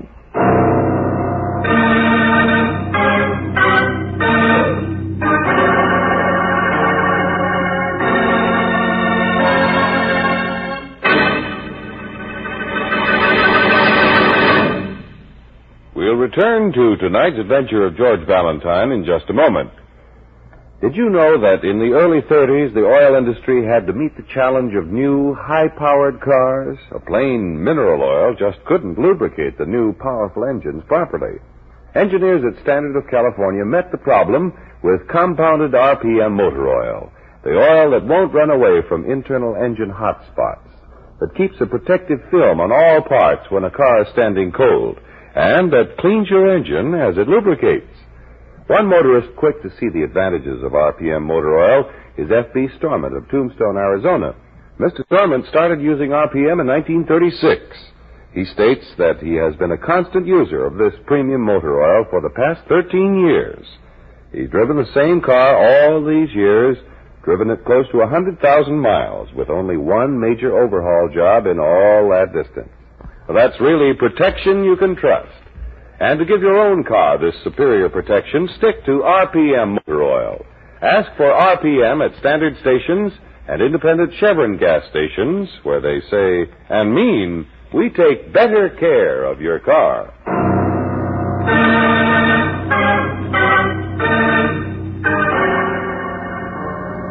And now back to tonight's adventure of George Valentine. You're not surprised to find a hard-bitten operator like Douglas Harger mixed up in the loan shark racket that has victimized your client. You're not surprised when you run into assorted forms of mayhem. What does rock you back on your heels is that the beautiful and wealthy Mrs. Leslie Remsen is apparently the banker and kingpin. But if you have George Valentine's recuperative powers, you counter with a surprise of your own. Now, Leslie, what does Harger have on you? I could see my husband took an immediate liking to you. I can't say I blame him, George. Okay, be evasive. I'll do the talking. I don't mind listening. It has to be blackmailing you, one way or another. You wouldn't get mixed up in a filthy deal like this if you weren't forced into it. It can't be the money. Maybe I just like the excitement. You know what this shuffle means in human misery. Maybe I'm a psychopathic case. Oh. Well, maybe it's as simple as this. It's almost worth being an arch criminal. To be kissed like that. Huh? That's all it is, Leslie. You've got a low melting point. Well, the kiss was worth the slap. But it is the truth, isn't it? Leave me alone. A beautiful woman married to a man years older, that could be dynamite. Now, what was it? Letters you wrote to somebody? Is that what Hager's holding over you? Yes. They were quite inflammatory. In fact, I remember them more vividly than the man I wrote them Then to. you'd better find a way to get him back, sister, or you're a gone gosling. No one can prove anything, not even you. I beat it out of one of Hager's mugs, and the police can't too. The point is, there will never be any mention of Hager, only you. He'll make like he never heard of you before in his life. How did I get into this? George, you've got to get those letters back for me. Now you're frightened, aren't you? You can have whatever it's worth to you. Money, anything. No promises, Leslie. But I'll give it a whirl. I'll live up to my end of the bargain. You won't have to. It's all part of services rendered for another client. And a lot of other people like him.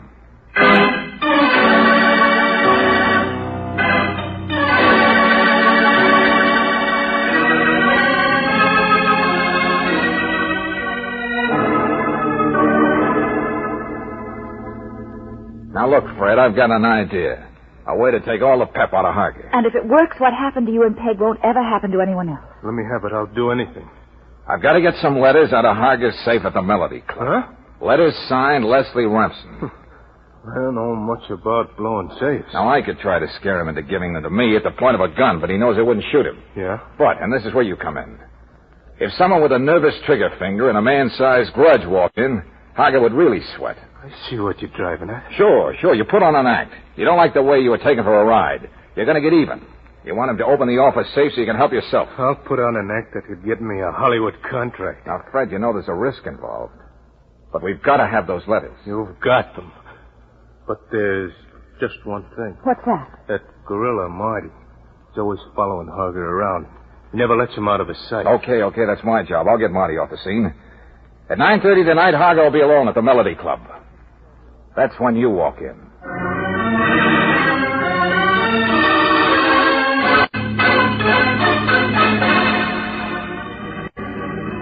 Pick up Marty Harris for questioning. That's right, Lieutenant, and keep him under wraps overnight. What am I supposed to sweat out of him? I want him out of the way, Riley. It's important.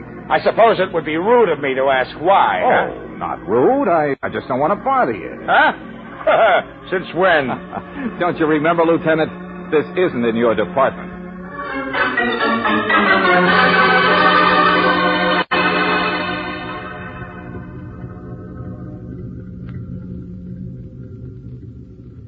George, down the alley. There's Fred now. Yeah, good. Hop in, Fred. They're all right, here. Good boy. Have any trouble? Just trying to act nervous. I had to slug Hager to give me time to get out. That must have thrilled you no end. Drive around the block, ain't you? Well, I don't want to sound faint-hearted, but wouldn't it be a good idea to put some distance between us and the Melody Club? Drop me off at that cab stand on you, Fred. Yeah? Beat it home to Peg. You did a good night's work. Well, I'll take a bow when it pays off. I hate to think I'm just supposed to keep driving around the block. Park just before you get to the entrance of the club, Brooksy. I got a hunch Hager's going to come streaking out of there in a few minutes. Yeah, that's what I'm afraid of. Now, you stick on his trail. I got to know where he goes. You can call me at Leslie Remsen's.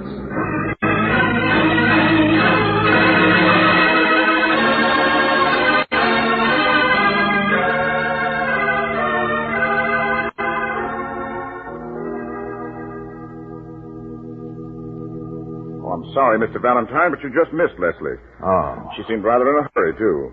Well, do you know where your wife went, Mr. Remsen? Well, let's see. It could be the Dolphin Room, the Eldorado, Antoine's, or possibly Le Coq d'Or. For a bibliophile, you know your night spots. As a husband, I know my weak spots. Not being able to keep up a hectic social pace, I tried to substitute patience and a modicum of wisdom that comes with the years. Meaning just what, Mr. Remsen? Let's not spar. Meaning, all things come to him who waits. I'm quite able and willing to wait for Leslie. You're okay, Remsen. All right, I'll kick around those spots you mentioned and see if I can find Leslie. Oh, just a moment, Valentine. You probably think it's strange I never questioned you about your business with my wife. Well, Of course, I sense that she's in some kind of trouble. I'll even venture to say that you're here to deliver that little package. Huh? Would they be ill-advised letters? Leslie's very impulsive. Well, as a matter of fact... Don't be embarrassed. I'm not going to ask to see them. They don't matter. It was foolish of her to get in trouble because of them. Mr. Remsen, why are you telling me this? Because I know you're trying to help her. That being the case, you ought to know how I feel. Oh, pardon me. Hello? Oh, yes, he's right here. It's for you. It's a Miss Brooks. Oh, thanks. Yeah, Brooksy? Huh? Both of them, huh? You met her there, the Gramercy room. No, use your head, Angel. No matter how many of Harger's men are staking out the place, I gotta do this alone. Okay, I'll be right there.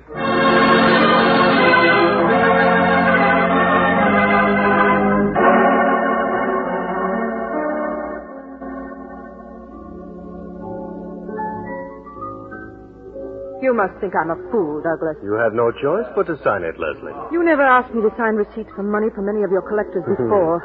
I've decided we should be more businesslike. Yes, and to avoid any stigma of blackmail, I'm going to let you have your letters back.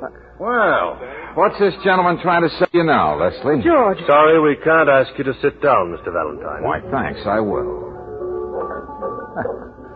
A business conference? George, Douglas said that if I sign these receipts, he'd let me have my letters back. Letters? What letters?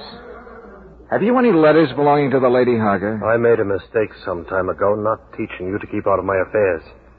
I never make the same mistake twice, Mr. Valentine. You know, I wouldn't be surprised if these were the letters you meant. George, you did get them. Uh-huh. So, that's why you wanted me to sign these, Douglas. You had to find some other way to keep me under your thumb. Nice try, Harger. You don't think you're going to keep those letters very long, do you? Oh, I know you've got your private goon squad sprinkled around. Seems quite a shame. My long-cherished principle of non-violence should go overboard this way. I'll take them, George. They won't dare touch me. Take it easy. Buster's playmates don't know the meaning of the word chivalry. You're a realist, Mr. Valentine. I admire that in a man. Why, Georgie, what a lovely surprise. What? The most wonderful thing just happened. Brooksy, why didn't you do as I told you? Well, fancy seeing you here. And as I live and breathe, my old friend Douglas Harger. Good evening, Lieutenant. It's a funny thing, George, how I ran into Lieutenant Riley. You know, there's a big policeman's ball tonight. No, I didn't. A sort of a spur-of-the-moment affair, you know. Yes, and he wants us to come along as his guest, darling. He's even got a squad car outside. A squad. Yes, sir. How swell. You'll join us, won't you, Leslie? Yes, I'll be happy to. We'll be with you in a minute. Well, don't be long now. We'll wait for them at the bar. Why, you bet we will. You wouldn't care to go to the policeman's ball, would you, Harger? I'm afraid I shouldn't be very good company. You know, Valentine, I relish having you as my private nemesis. If it weren't for you, my life would be much too pallid and uncomplicated. I look forward to our next meeting. Good night. Yeah. May I have those letters now? No, Leslie. Finders keepers. What? Yep. I think I'll just hold on to them now. Oh, incidentally, your husband is waiting for you. You know, I do a lot to keep Paul from getting hurt. He's a very nice guy. Wait a minute. I get it. Blackmail. With a good housekeeping stamp of approval.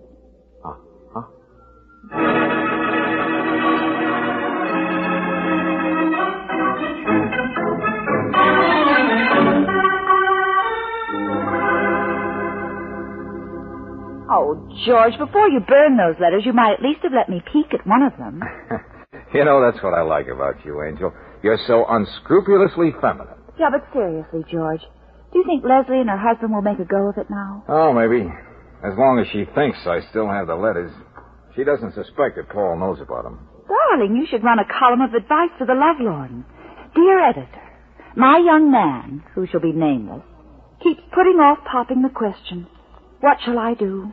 Signed, Anxious. Oh, I get it. Dear Anxious, after seeing your beautiful pictures, I'm convinced your young man is a half-wit. By no means marry him. Insanity is hereditary. You can't win.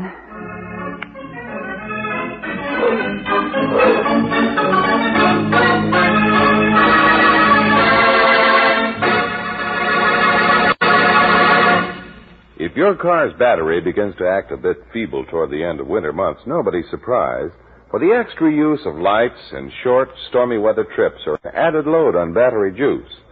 But one way you can be sure of giving your battery longer life is by using Chevron Supreme gasoline.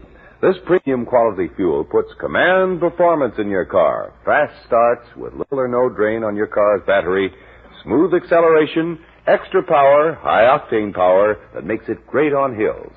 And it's a battery saver wherever you drive in the West because it's climate-tailored.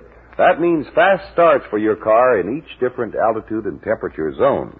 So for economy and for all-round command performance from your car, be sure to say Chevron Supreme Gasoline. Ask for it at independent Chevron gas stations and at standard stations. But they say and mean, we take better care of your car.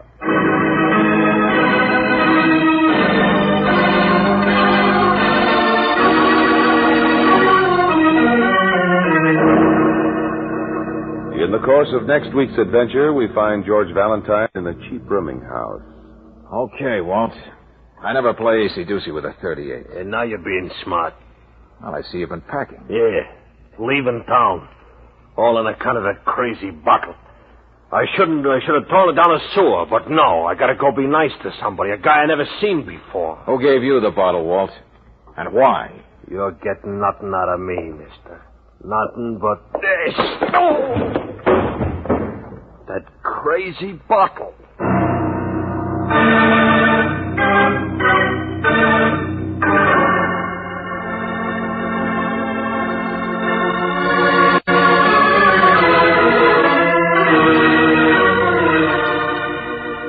Tonight's adventure of George Valentine has been brought to you by Standard of California on behalf of independent Chevron gas stations and standard stations throughout the West.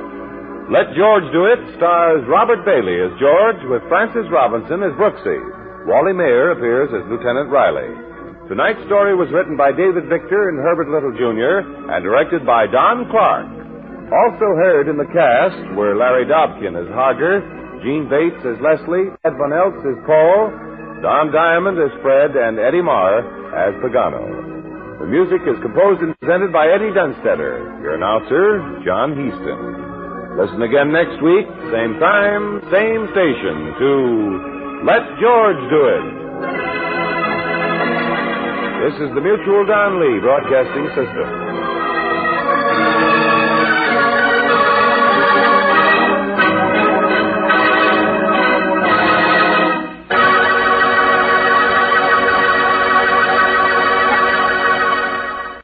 Welcome back. Well, we continue to have a common theme on Let George Do It of taking on the corruption and the rackets. Because several of the recent adventures to start this 1949 season, 6 weeks ago it was The Payoff is Murder, and 3 weeks ago it was One Against a City. This is a very interesting continuing theme. I've never noticed a detective show to have this many corruption and rackets episodes right close to each other. But it's a little bit refreshing and a nice break from the usual whodunit story in a way. Though it should be said that in the early days of radio and television, a lot of radio shows and TV shows went to war with the rackets.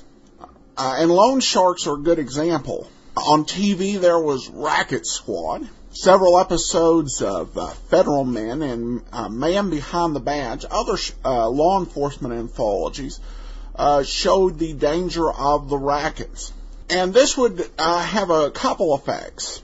It would really drive home the point of the danger of these various schemes. It would educate the public in often a very interesting way that people would remember. This wasn't just on crime shows that there were often educational lessons against the rackets. It also happened on comedies. I listened to one episode of The Life of Riley that dealt with an unlicensed real estate broker tricking people into signing contracts. And there was an episode of Lum and Abner, which had a strong rural audience, that showed what could happen when the blue sky laws were violated.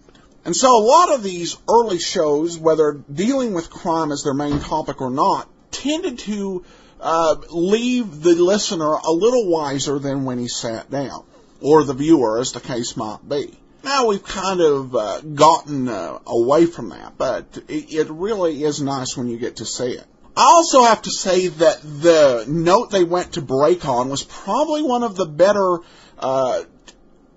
heading to break notes ever. It's like, the question is, what are you going to do about it? They're like, wow, that's really laying the cards on the table. And of course you had George getting very tough with the, shall we say, underloan shark. And that continues to be the one thing that always surprises me about the show.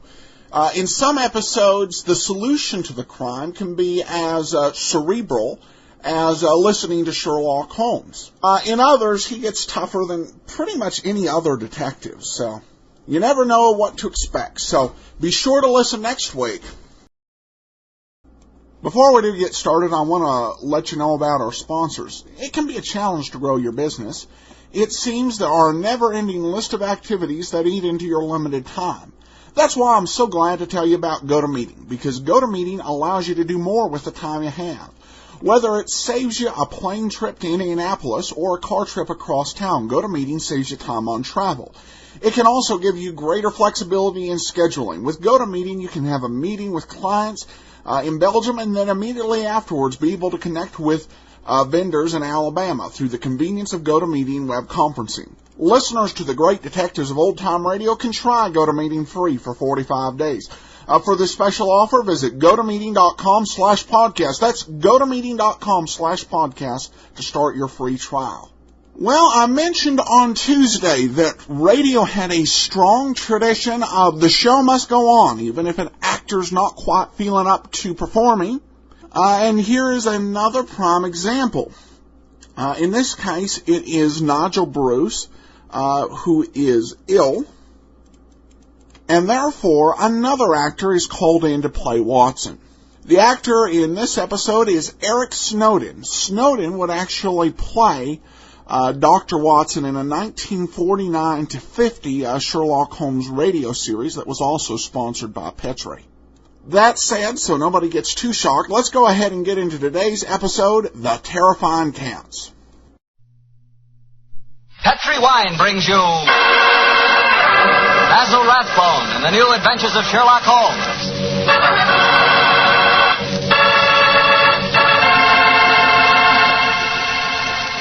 The Petri family, the family that took time to bring you good wine, invites you to listen to Dr. Watson tell us another exciting adventure he shared with his good friend, that master detective, Sherlock Holmes.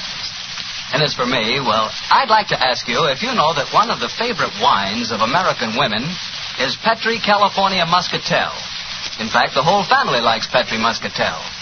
And you'll certainly know why if you'll just pour yourself a glass. Why, that Petri Muscatel is wonderful just to look at. It's the color of sheer gold. And raise that glass of Petri Muscatel to your lips. Oh, boy, what a wine. Look, did you ever walk through a vineyard early in the morning? You know, when the dew is still clinging to the grapes? And did you taste one of those luscious, plump Muscat grapes? Then you'll know what to expect the first time you taste Petri Muscatel. Petri Muscatel brings you that same wonderful Muscat flavor, right from the heart of the grape. Try serving Petri Muscatel after dinner by itself or with fruit or nuts. It's the perfect after-dinner wine. And serve it proudly because 5 letters, P-E-T-R-I, spell the proudest name in the history of American wine.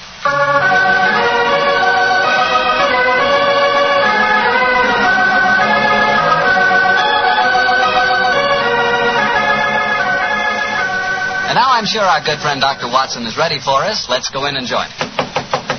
Come in. Oh, there you are, Mr. Bartell. Good evening, Doctor. Are you all ready with tonight's new Sherlock Holmes adventure? I'm ready if you are, my boy. How would you like to hear a story that took place in Italy? In Italy? Say, you and the great Sherlock Holmes certainly did get around. What took you there, Doctor? We'd gone to Rome to investigate the sudden death of Cardinal Tosca. An inquiry, which I may tell you, Mr. Bartell, was carried out by Holmes at the express desire of His Holiness the Pope. Oh, say, Doctor, that sounds like a wonderful... No, Mr. Bartell, that's a story that I'm afraid I can never tell you. However, tonight's adventure took place a few days after Holmes had brought his case to a satisfactory, though somewhat terrifying conclusion. I suggested to the great man that a short holiday would be good for us before returning to England. And so we spent some happy days browsing among the architectural treasures of old Rome. The Colosseum, the Baths of Caracalla, the Forum, the wonderful ruins on the Palatine Hill. I couldn't drag Holmes away from them, Mr. Bartell. And at night time he was able to indulge to his heart's content his great love of music. Finally, it was 2 nights before we were to sail for England, I remember. We went to the opera house to hear the famous Italian soprano Gina Valchesi singing Verdi's immortal La Traviata. I can hear that exquisite voice now, Mr. Bartell, as Holmes and I, seated in a box, listened spellbound to the great Valchesi singing her last act aria.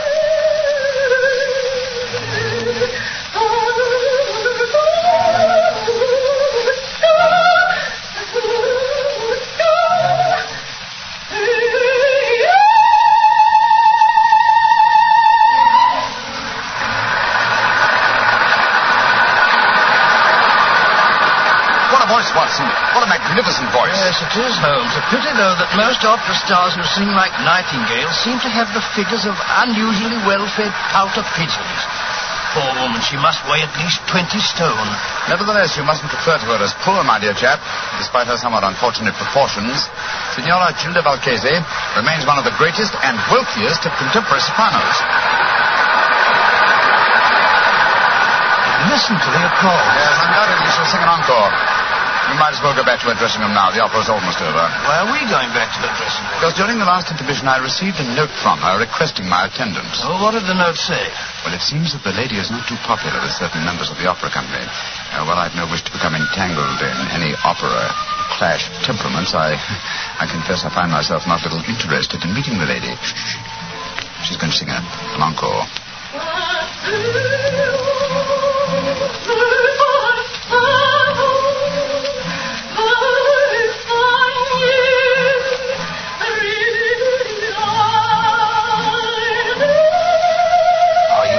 Going back to her dressing room? Certainly, my dear fellow.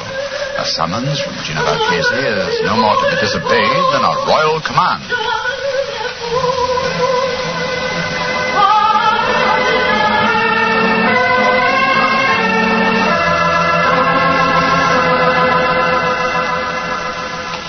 I must ask you, gentlemen, not to stand outside La Valchesi's dressing room.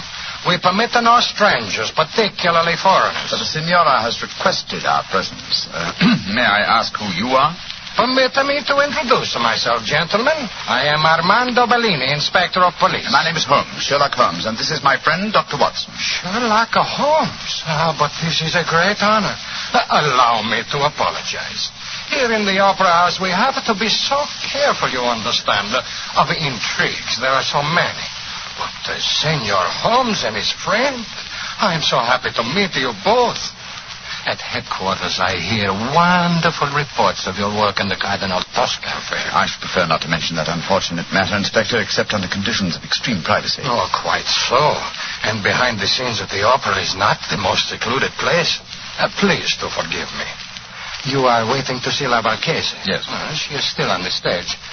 She has requested your presence, you say, Senor Holmes? Yes, I trust the meeting is to be a social and not a professional one. We're sailing for England in a couple of days. And you came to hear the great Valchesi sing before you left. Most understandable. A magnificent voice, Inspector.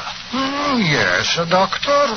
And still, well, I am a devout opera lover myself. Yet I cannot help but feel its future lies with those who can add youth and beauty to a great voice. That's true. True, Signor. But where can you find such a combination? I have found it. Here in the opera there is a girl. She is my protégée. Someday I hope she will be my wife. At the moment, she is only understudying La Marchese. If she should ever get the opportunity of singing in her place, then a new star will be born. Oh, really? What's her name? Lisa Bordoni. She has but recently come to Rome from Milano, where she was studied with the great Alfieri. Confidentially, I think that La Marchese is so jealous of her that... here is Lisa now. And there is her brother with her. Lisa, cara mia, please to join us. By George, what a beautiful girl. What is it, Armando? Permit me to present the famous English detective, Senior Sherlock Holmes, and his friend, Dr. Watson. How do you do? How do you do, young lady? Glad to meet you both. This is my brother, Wally. How do you do, sir? I certainly feel that I know a lot about you two gentlemen. You know, I can't tell you how many times I've read your stories, Dr. Watson. Indeed, sir. I'm very flattered. Lisa, cara mia, we were just saying that in youth and beauty, combined with the voice, lies our future hope in the opera. Your day will come, Lisa mia. Your day will come soon. I hope you're right, Armando. But as long as I understudy Gina Valchese, I don't see when I'll get my chance. She's disgustingly healthy. If you pardon my saying so, young lady, though your name is Bordoni, you and your brother don't sound in the least Italian. Well, we're not, Mr. Holmes. We're American.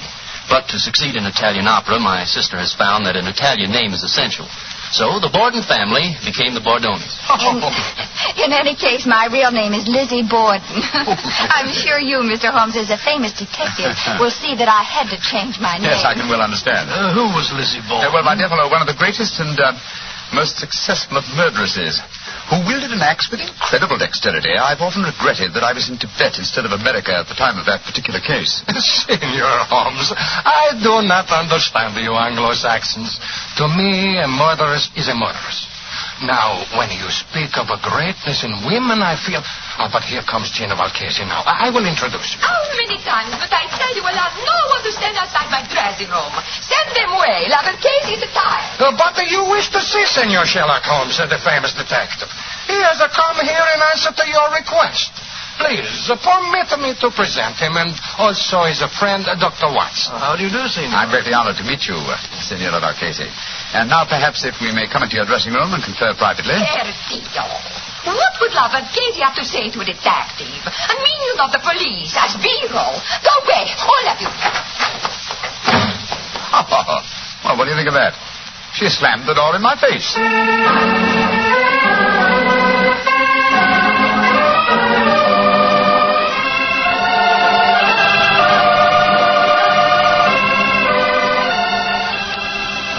Waiter. Si, senor. Bring me some more coffee, please. Si, senor. The very pleasant dining here on the hotel terrace, I must confess. Very. Amazingly warm, considering yesterday's snow. Yes, it is.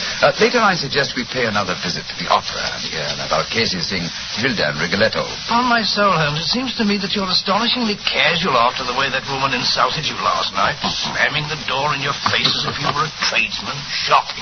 What would you have me do, my dear chap? Force my way into a room, demand an apology, or have my friend challenge her to a duel in order to avenge my honor? Oh, don't try to be funny, Holmes. You know perfectly well what I mean. The lady asks you to come and see her, and when you do, she pretends she's never heard of you. And here it is nearly 24 hours later, and you've done absolutely nothing about it. Oh, dear old Watson. You're really quite upset over the affair, aren't you? Well, if it will make you any happier, let me tell you, I have done something about it. I'm delighted to hear it. What? This morning I was able to obtain a specimen of La Valchese's handwriting from an autographed picture in the possession of Inspector Bellini. I compared the writing with that on the note that I received in the box last night. It was the same, proving that the message I received was authentic. Oh, in that case, why did she snub you like that? Well, something must have frightened her, I suppose. Something or someone who was standing at the dressing room door with us. Well, who was there? Inspector Bellini, Lisa Bordoni, and her brother. Precisely, my dear fellow. Therefore, we may assume that La Valchese had no wish to recognize me in their presence. But if you think that, Holmes, why haven't you been in touch with her today? She may be in some dreadful danger. Oh, if she is, she can find me easily enough. Meanwhile, I'm perfectly happy to be left alone. The last few weeks have been sufficiently strenuous without becoming involved in some fresh case. On my soul, Holmes, you must be tired. I've never known you to be so indifferent to a case. Great Scott. What is it, Watson? Look, walking towards us. It's Signora Valchese herself. Oh, and judging from the lady's expression, she seems to be in some distress. Good evening, Signora. Signor Holmes, I must speak Please to sit you. down, won't you? This is my colleague, Dr. Watson. How do you do? First, I must apologize for my behavior last night. It would have been dangerous if La Valchese had acknowledged that she had to communicate with you. That's just what my friend assumed, madam. Please speak quite freely now, Signora. No one can overhear us. Signor Holmes, I am being persecuted. My life is in danger. You must save me. You've been threatened. See, Signor. And now today, tragedy has struck. My sister, my beloved Bella, lies near death from a murderous attack. An attack that was meant for me. Good Lord, what happened, madam? If you will please to keep quiet and let La Valchese speak when I learn what happened. Oh, I'm sorry, madam. This morning, I always myself take my dog for a walk. But this morning, I feel the trace of a cold. I asked my sister to take the dog for a walk. Please do understand that my sister is very much like me in appearance. Yes, I understand, Signora. Please continue. She walked alone in the park. From nowhere, a horseman come gallop and ride her down. This much I learned from the traces in the snow when I worry and go to find her. Was she able to tell you who the horseman was? No, she cannot speak, Signor. They say at the hospital that her skull is fractured, that she may not live. Signor Holmes, that attack, it was meant for me. You must protect me. Signora, I shall do everything in my power to... No! What's wrong, madam? Somewhere there is a cat. I know it. Make it go away. I cannot stand cats. They drive me mad. No! Oh, make it go away, please. I cannot sense them without even seeing them. Shoot, run away, shoot. No. I can't see one. It must be your imagination. Mira, I am sorry to make such a scene, but I cannot bear to be near a cat. I cannot tell you what it do to me. It may sound foolish weak. No, not at all, Signora. Such a condition is quite common. In fact, I believe medical science has given it a name. It's known as ailurophobia. Oh, whatever it is called.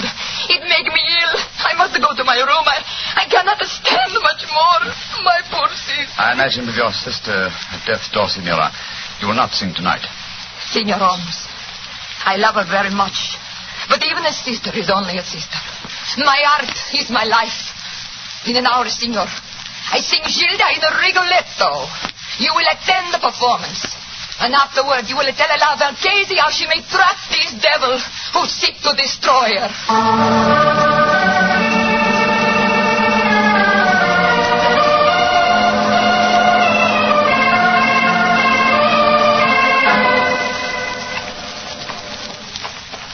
Holmes, it's after 9:30. We've missed quite a lot of the opera. It's hardly worth going to our box now. We'll just be in time to hear La Valchese sing the incomparable Caro Nome. Come on, old fella. Let's slip in as quietly as we can. Seems to me we should have been in our box from the beginning of the performance. She asked you to keep an eye on her. That's true, old chap. But it occurred to me that an attack on her during the performance was unlikely, and that our time might be more profitably spent making inquiries at the riding academy. You drew a blank. We found no trace of that mysterious rider. No, but at least we tried. Here we are. Let's stand at the back of the theater for a few minutes.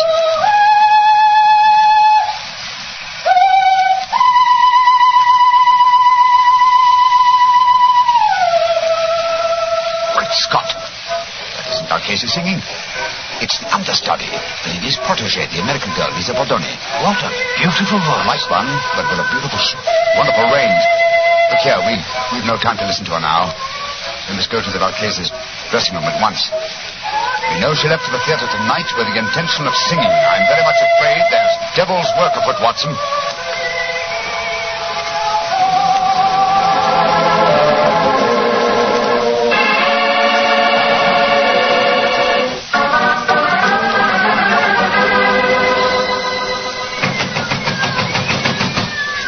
Doesn't she answer? Listen. There are cats inside our dressing room. Come on, Watson. Go on. Put your shoulder to it. Come on, help me. What? Come on. Once more. Come on. Again. Now. Once. Here. Great Scott, she's unconscious, Watson. See what you can do for her. She must have fainted with fright. Yes, some fiend, knowing her deadly fear of cats, has locked her in here with half a dozen of them. Shoot. Off with you. Shoot. eyes are opening, Holmes. She's coming to. Signora Marchese. Her lips are moving. She's trying to speak. Signora Marchese, tell me, who did this to you? Great heavens! Her voice, it's gone. I've done many vicious crimes in my lifetime, Watson. But to murder a voice that was one of the treasures of the world, is as vile a killing as I've ever encountered.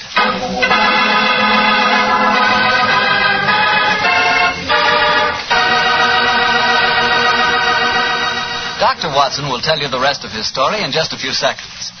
And right now would be a wonderful time to try a glass of Petri California Port. In the evening after dinner, well, any time you're taking things easy, is the perfect time for Petri Port. Petri Port is a rich red wine, the kind of wine you like to sip slowly, so you won't miss a drop of its truly fine flavor. I'm not kidding when I say you owe it to yourself and your family to try Petri Port. In fact, you should try Petri Port and Petri Muscatel. So don't buy one, buy two. Buy both Port and Muscatel. Just be sure you get Petri, because Petri wine is always good wine. Well, Dr. Watson, so the great opera singer lost her voice when someone locked her in a room full of cats, huh? What did you and Sherlock Holmes do? We took Signor Valchese back to her hotel at once and saw that she was properly taken care of. How did the understudy, Lisa Bordoni, make out, Doctor? Well, the tragedy that overtook Valchese gave her great chance. She received a tremendous ovation at the close of the performance, and it seemed certain that another star had been born. But let me tell you the story just as it happened, Mr. Bartell. A little later that night, Holmes and I were once again standing on the balcony of our hotel, watching a crowd of people that had assembled in the courtyard. You see that crowd, Watson? Yes, I suppose they've come here to acclaim the new star. No, my dear fellow. That crowd isn't planning a celebration. Look at them and listen to their angry murmuring. I'm afraid there's going to be trouble. I don't like the look of it. Hello. Here comes Lisa Bordoni's brother, Wally. What's wrong, sir? Mr. Holmes, you've got to do something. What's happened? Well, somehow the story about the cats in La Valchese's dressing room has spread. The crowd outside are saying that my sister, Lisa, planned the whole thing so that she could sing Valchese's part in the opera tonight. Where's your sister now? In a room at the hotel here. I managed to get her away from the crowd, and I locked her in. But that mob, I'm frightened for her. Here comes the official representative of law and order, Inspector Bellini. Wally, where is Lisa? I was just telling Mr. Holmes that I'd locked her in a room. And that crowd's in a dangerous mood, Bellini. What precautions are you taking? I have thrown a cordon of police around the hotel. The mob is getting out of our hand, and Lisa must be protected. As a matter of fact, the situation is even worse than the crowd knows. I have just been told that La Valchese's twin sister Bella died in the hospital tonight. That adds a murder charge. If the crowd knew about that, I tremble to think what might happen. Did you say that La Valchese's sister was a twin, Inspector? Si, Senor Holmes. She was her exact double in everything but voice. Indeed, how very illuminating. If you don't mind, I should like to have a few words in private with my friend, Dr. Watson. Excuse us for a moment, please. What do you make of it, Holmes? What do you, old chap? Well, the American girl seemed really charming and all that, but she might have done it. It had to be either her brother, or the inspector himself. They all had a motive for wanting La Valchese to lose her voice. But I must say I can't understand the motive behind the murder of her twin sister. I think I can give you the answer to that question in a very few minutes. But meanwhile, the mob gets uglier and uglier. The only way to avert violence, Watson, is to give them quick proof and the certainty of conviction. I must go back to Bellini and the young American. I want to keep an eye on them. Meanwhile, I want you to slip out and get me a cat. Cat? What for? You'll find out soon enough. But Holmes, what kind of a cat? Oh, any kind, but hurry.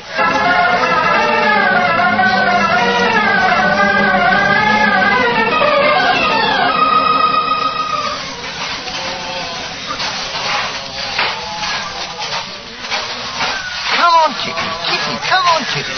There's a good kitty. Here. What you do in the hotel kitchen, senor? Oh, you want to play with my cat? Oh, is he your cat? Charming little fellow. I'd like to borrow him for a little while. Why you want to borrow my cat? Oh, I thought I'd take him up to my hotel room and have a little game with him. I've got some old socks he can play with. Deal. The English, they are a crazy race. My cat does not like to play with the old socks. Look here. Here's 50 lira for you. Wait. Oh, no. I tell you, my cat does not like to play with old socks. My cat will stay here, and you can keep your money. I'll give you 100 lira. That you may stuff my cat full of old socks? No. Give me back my cat. Oh, the place is with you. You'll get it back later. Hey, stop him! Stop him! The crazy Englishman is stealing my cat.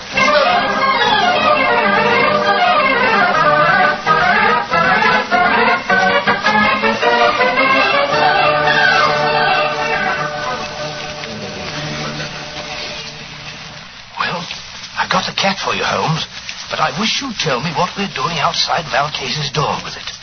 I'm going to try an experiment. We open her bedroom door softly. So. Slip the cat in. So. And close the door. Holmes, man, what the blazes you think you're doing? You'll drive her mad. I think not. Listen. And watch through the keyhole if you can. Where do you come from, you stupid cat? Go away. Holmes, her voice. It's come back. Yes, I thought it might. I can see her through the keyhole. She's picking the cat up by the scruff of its neck. She's walking toward the balcony. Yes, and towards the crowds down below. An excellent opportunity for a public confession. Come on. Stella? What do you want? I charge you with the murder of your sister, the great singer, Valcase.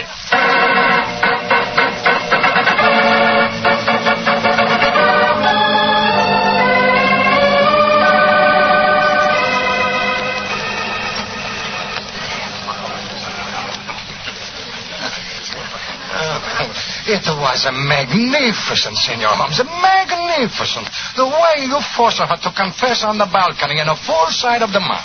And so you saved Lisa. I can't thank you enough, Mr. Holmes. Nor can I. Though I still don't see how you guessed. She looked so much like her sister that she fooled even me, her understudy. Yes, it was an extremely cunning plot, Miss Bordone. The real Valcase sent me that note last night. When I met her at the dressing room door, she denied having sent for me because the three of you were there. I suppose she suspected one of us. Oh, yes, obviously. And later, no doubt, she told her twin sister Bella about having sent me the message and also announced her intention of coming to see me. Bella saw her opportunity, murdered La Valcase, assumed her identity, and to give added realism to her role, followed through with her sister's plan by coming to see me today. But I still don't understand this business, Mr. Holmes. Why did the twin sister lock herself in her dressing room and fill it with cats? What did it accomplish? It gave me the chance to sing. Yes, that's true. Which is why Watson felt certain the criminal must be you, your brother, or Signor Bellini. But you see, the episode with the cats accomplished one other thing. It made it plausible that the great Valcase should never sing again. To whose advantage would that be? An impostor, of course. In the person of a twin sister who could not sing and who must surely envy her sister's great will. Exactly, my dear fellow. As soon as I knew they were twin sisters in everything but voice, it became more than a possibility. It became probability, but it had to be tested. That's why I sent for the cat, Watson. When the sister, thinking herself unobserved, exhibited no terror for cats, well, it became a certainty. On my soul, Holmes, this is as fantastic a plot as ever we've met. A diabolical plan, Watson. And I'm only thankful, Miss Bordone, that we were able to expose it before the crowd reached you tonight. I don't know what I can ever do to repay you, Mr. Holmes. Oh, that won't be hard, my dear. A box of Covent Garden for your London debut would be, an ample repayment. And from what I hear of your reception in Rigoletto tonight, I shan't have to wait very long for that reward, eh? It's a promise, Mr. Holmes. Come in. Oh, excuse me, please. All over the hotel are looking for my cat. I say to myself, there he is. He's stealing my cat. Inspector Molina, you arrest him. He tried to bribe me, and then he ran away with my cat and fill him full of old English socks. Oh, does she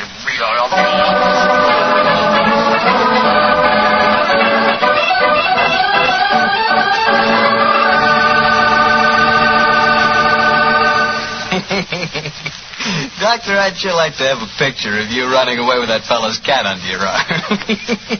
You, a cat stealer. It's not a bit funny, Mr. Bartell. Believe me, it was most embarrassing. I know. But it was all for a good cause, and I think you were splendid about the whole thing. Incidentally, how'd you happen to look for a cat in the hotel kitchen? Oh, there's usually one round the back door of a kitchen. Haven't you ever wandered, backstage in a hotel? Fascinating. Oh, of course I have, but I've never been in a hotel kitchen. Then where were you? In the wine cellar. I should have known. Yes, Doctor, I like to look at bottles of Petri wine because when I see a Petri wine, I know I'm looking at a good wine. And Petri wine is good because of the Petri family. The Petri family first started making fine wine before the beginning of this century, generations ago. Since then, winemaking has been their heritage, handed on down from father to son. So you can take it for granted that the Petri family really knows how to turn luscious, sun-ripened grapes into clear, fragrant, delicious wine. And you can take it for granted, too, that the name Petri on a bottle of wine is more than a trademark. It's the personal assurance of the Petri family that every drop of wine in that bottle is good wine. You just can't go wrong with Petri wine because Petri took time to bring you good wine. Well, Dr. Watson, what story are you planning to tell us next week? Next week, Mr. Bartell, I'm going to tell you a strange adventure that Holmes and I had many, many years ago. It concerns a young girl, the mutilation of her doll, and the tragedy that overtook a certain wise woman from the mountains.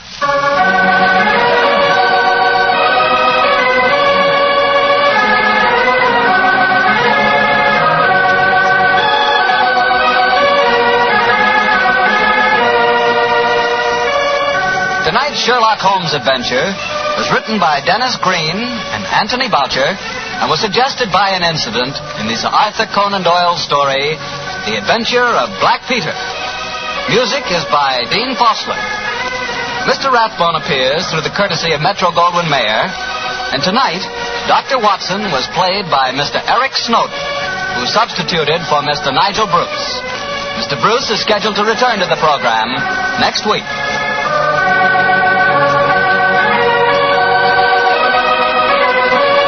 Petri Wine Company of San Francisco, California, invites you to tune in again next week, same time, same station. Sherlock Holmes comes to you from our Hollywood studios.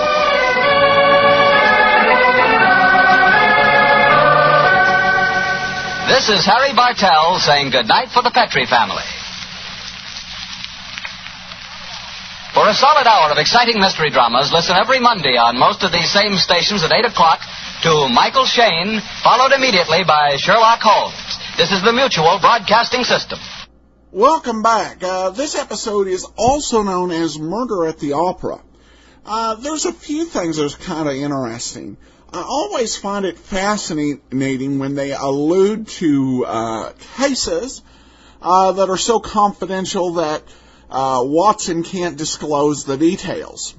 That adds somewhat of a note of realism to the stories, because there are some stories that even 30, 40 years later just could not be told if Sherlock Holmes were a real person. On the other hand, telling us that there are stories they can't tell us about kind of subtracts a little bit from the realism, because if Holmes were a real person, somebody would become awfully curious about what happened, particularly when he's specific. Oh, yeah, it was this and this cardinal, in this country, in this year. Somebody would be like, I wonder what happened there. Eric Snowden did a good job. If you were wondering about the comment about 20 stone, according to British law, a stone is 14 pounds. So when they identified the opera singer as weighing 14 stone, it was 280, or 20 stone, it was 280 pounds. I did find their commentary on the future of opera to be, to 21st century ears, it sounded just a little bit shallow. Maybe a little bit too counter-intellectual. I don't know how many patrons of the opera seriously thinking, what opera needs is more beautiful women as the singers. But I guess that's an interesting 1940s perspective on how to get people into the opera house. All right, well, we have some comments.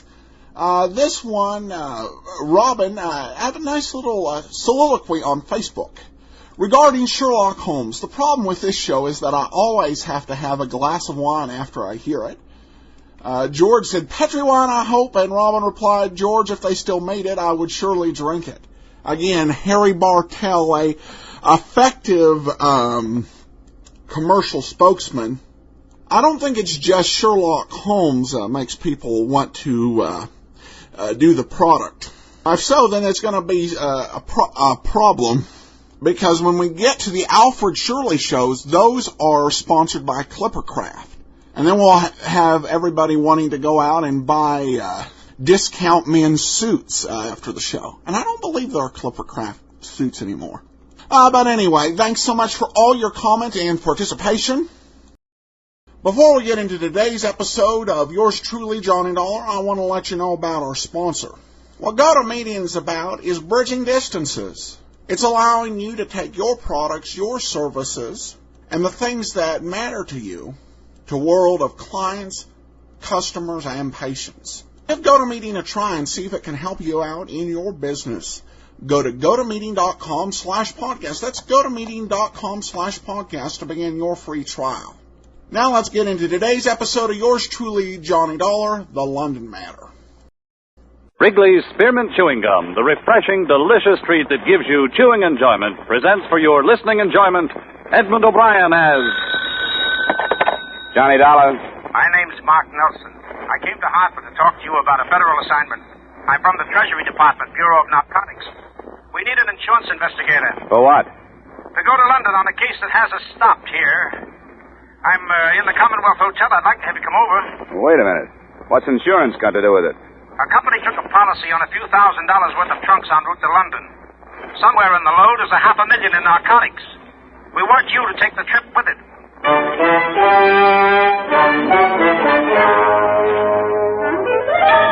The makers of Wrigley's Spearmint Chewing Gum bring you Edmund O'Brien in another adventure of the man with the action-packed expense account. America's fabulous freelance insurance investigator. Yours truly, Johnny Dollar.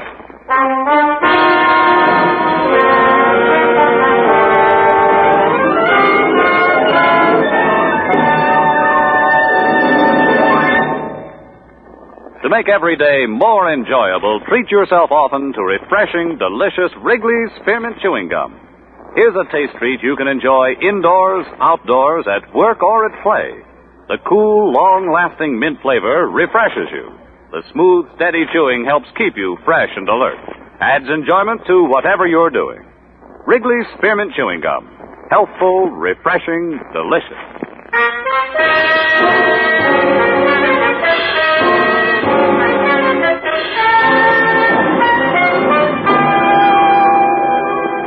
Expense account submitted by Special Investigator Johnny Dollar to Treasury Department, Bureau of Narcotics, Washington, D.C. The following is an accounting of my expenditures during investigation of the London matter. Expense account item 1, $1.75, cab fare to Commonwealth Hotel. I'll give you the background as briefly as I can, Dollar. We allowed the entry of some narcotics from India into Seattle. We've been trying to break up a big ring in the Pacific Northwest. But the stuff didn't stay there. We followed it south into Beverly Hills. Have you ever heard of Dorothy Rivers and Broderick Green? The woman? I think so. I saw her in a couple of plays in New York, didn't I? Yes, that's the one. She's been out west for the past 2 years making movies. Green's her husband, a director. The narcotics went to them. Well, to their house at least. Oh, they must have servants. Yes, they did, but that doesn't do us any good. There were 4 of them, but 3 of them have been discharged. They all had a hand in packing the trunks for this London trip. So any one of them or all of them could have packed the narcotics. You're sure that's what happened? We know they went into the house, but nothing has come out but the trunks. And I searched the place myself just before I flew east. Why don't you want to stop it? We cabled Scotland Yard, and they told us there's been a big increase in contraband over there in the past couple of years. You think this could be part of a pattern? Well, it's possible. You see, because they need our dollars, British Customs make it a point to extend a lot of courtesies to these visiting film celebrities. The stars always arrive with a lot of belongings, and usually with a servant or 2. In the case of Green and his wife, just one. A confidential secretary, a Miss Miller, Lorraine Miller. She's traveling with the trunks. Now, I want you to get acquainted with her. Well, that shouldn't be too difficult. Who's the policy with? Standard Liability Company. $20,000 for a 2-week period. That's a short-term gamble. It'd pay the company to keep an eye on it. Couldn't you use that? Well, it would depend on how young and susceptible this Miller girl is. She's young, Dollar. I got close enough to appreciate that. Expense account item 2, $675, passage to England on the SS Morristown. Before boarding, I received a few more bits of instruction by phone from T-Man Nelson. We've been in touch with Scotland Yard again, Dollar. They're assigning one of their best men to the case. An Inspector Finch. He'll arrange to meet you when your ship docks. We sent him a description. Yeah, Finch. Okay. What else? Well, we still aren't sure about the Miller girl, but her brother is going on the same ship. That could happen. He's got a passport under another name, Miles Fanning. Now, if you need help on the trip, the ship's detective is Clarence Dawn. Dawn. Okay, I'll find him. Okay, Inspector Finch is in London, and I'm flying over in a few days. I'll find you. Hey, Nelson, are you sure you trust me? I'll let you know when we finish this thing. Bon voyage.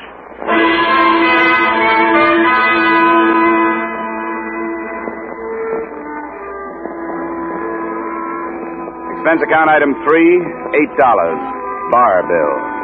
I met Lorraine Miller in a small lounge on B-deck as we left New York Harbor. She struck me as being young, all right, but susceptible only when she wanted to be. She had a face that didn't need much makeup and auburn hair that didn't need much messing with.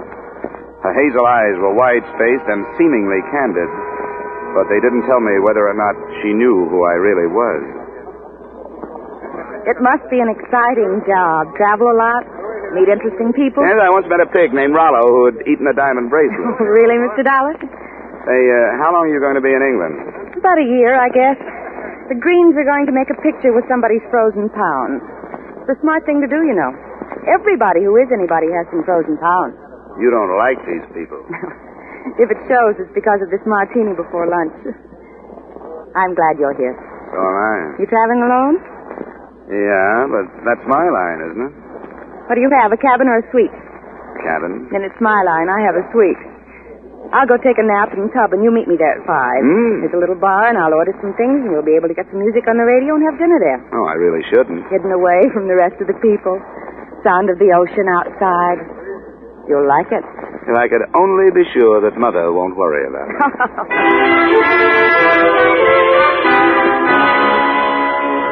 The cocktails were good, and so was the dinner. But the radio was full of static, and, as far as my assignment went, the conversation was unsatisfactory. I learned a lot about Lorraine Miller and a little about the Greens, but none of it tied in with the case.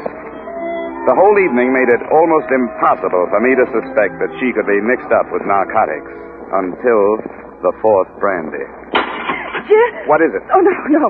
The porthole. Somebody pushed it open. It blew open. It startled me, that's all. Somebody pushed it. You saw him. You started to call out his name. No, I didn't, Johnny. It startled me so. My mind was 1,000 miles away in that Come over here and sit down.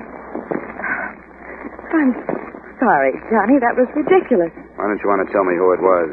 I saw him, too. Now, who are you afraid of? Don't ask me any more, Johnny. But I want you to tell me. All right. You want to spoil everything with your stubborn prying? It was my ex-husband. He followed me before. Now, if you'll please leave. Johnny, I won't be able to see you again.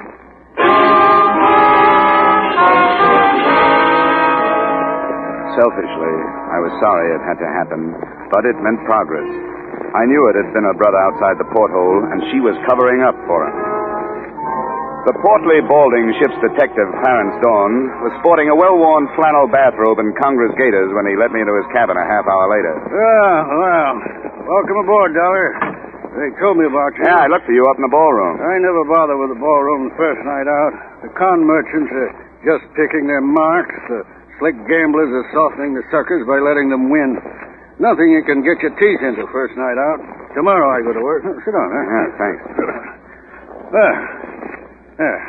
Customs told me you might contact me. Always glad to help if I can. Thank you. There's a passenger aboard named Miles Fanning.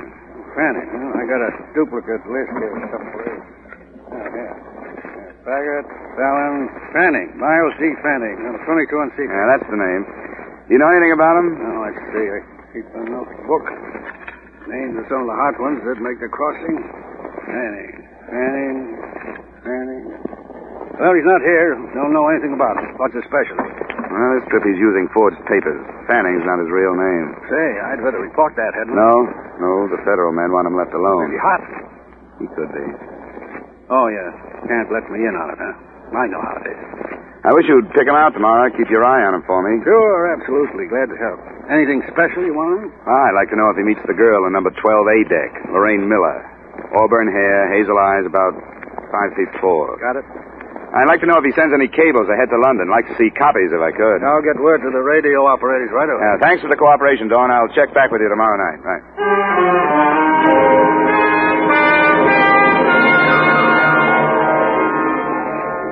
I checked back with him on the following 5 nights, and he had nothing to report. The days and evenings I spent as casually as I could, and never once saw the Miller girl. According to Dawn, she had her meals in a cabin and never left it. Her brother was pointed out to me, and I felt his eyes on me now and then, so I knew he recognized me. Then, the night before we were due to dock in Southampton, I was surprised in my cabin by an unmistakably feminine knock on the door.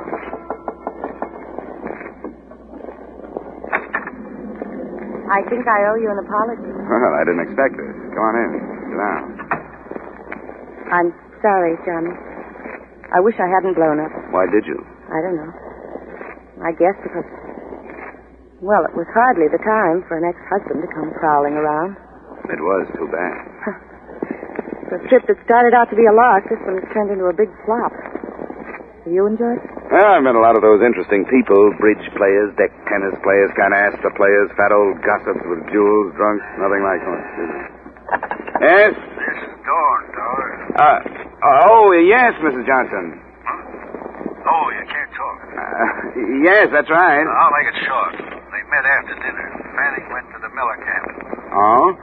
I'm awfully sorry, Mrs. Johnson. I couldn't make it tonight. A previous engagement, but thanks for calling. I'll stay on him and see you later. I hope you find somebody. Night. That was one of them. Could I fill in a contract? Mr. Johnson is seasick. We can get together in London, can't we? That sounds fine. I think we can work it out. I hope so, Johnny. I really do. Now I have to go. I want to get everything packed tonight.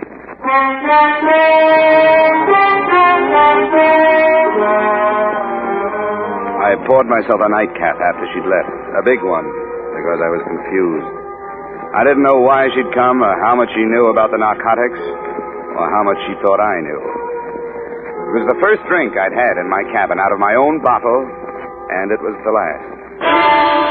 I felt it the minute it was down, and there was nothing I could do about it. But it was painless. The ship seemed to roll more heavily, and I pitched forward toward my bunk. After that, the ship could have sunk, and I wouldn't have known about it.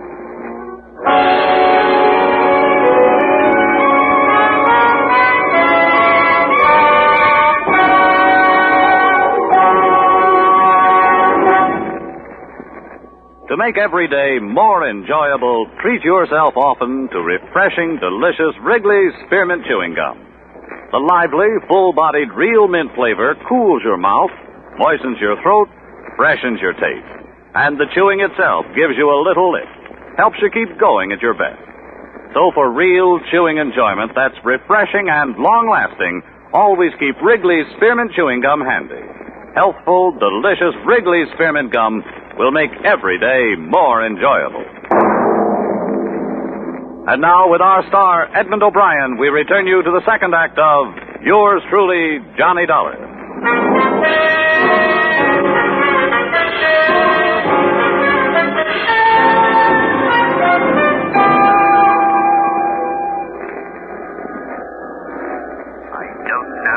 I don't know. Great shock to the system. Yes, there's about to be enough there. Sinister amount of opiate. Amazing resistance. Well, we'll try. There. I don't dare give him any more stimulants, Inspector, but this should bring him round. Rather an unpleasant arrival, poor chap. Yes. That did the trick. Now I'll leave him to you, Inspector. Keep him awake, but don't expect too much at first. Yes, of course. Thank you, Doctor. Mr. Dollar? Mr. Dollar? Can you hear me, sir? Huh? What? You must try to stay awake. Can you open your eyes? Who are you? Chief Inspector Finch of Scotland Yard. Oh, the girl. I'm afraid Miss Miller has disembarked. Fanning? He's being followed by one of my men. Mr. Dollar, your system received a large amount of opiate, enough to render you unconscious for almost 12 hours. Do you know who administered it? We're in Southampton. Yes. It was a girl. She come to my cabin and there was a phone call. A phone call, sir? Yeah, the ship's detective had been giving me a hand, keeping his eye on Fanning. I wasn't watching her. She must have drugged the whiskey while I was talking. Oh, I was stupid. I shouldn't worry if I were you. The situation is nicely under control. The trunks? En route to the Green residence. However, the men in the lorry with it are from Scotland Yard. They'll unpack them, and I assure you nothing will pass unnoticed. Nice going, Inspector. Thank you, sir. We like to try. Now, if you could raise yourself and drink some of this coffee. All right. Yeah. Couldn't be this hard. Nasty experience. Okay, let's have the coffee. Yeah. Splendid. When you feel strong enough, we'll have an ambulance move you into my flat. You may rest there, and we shall await developments.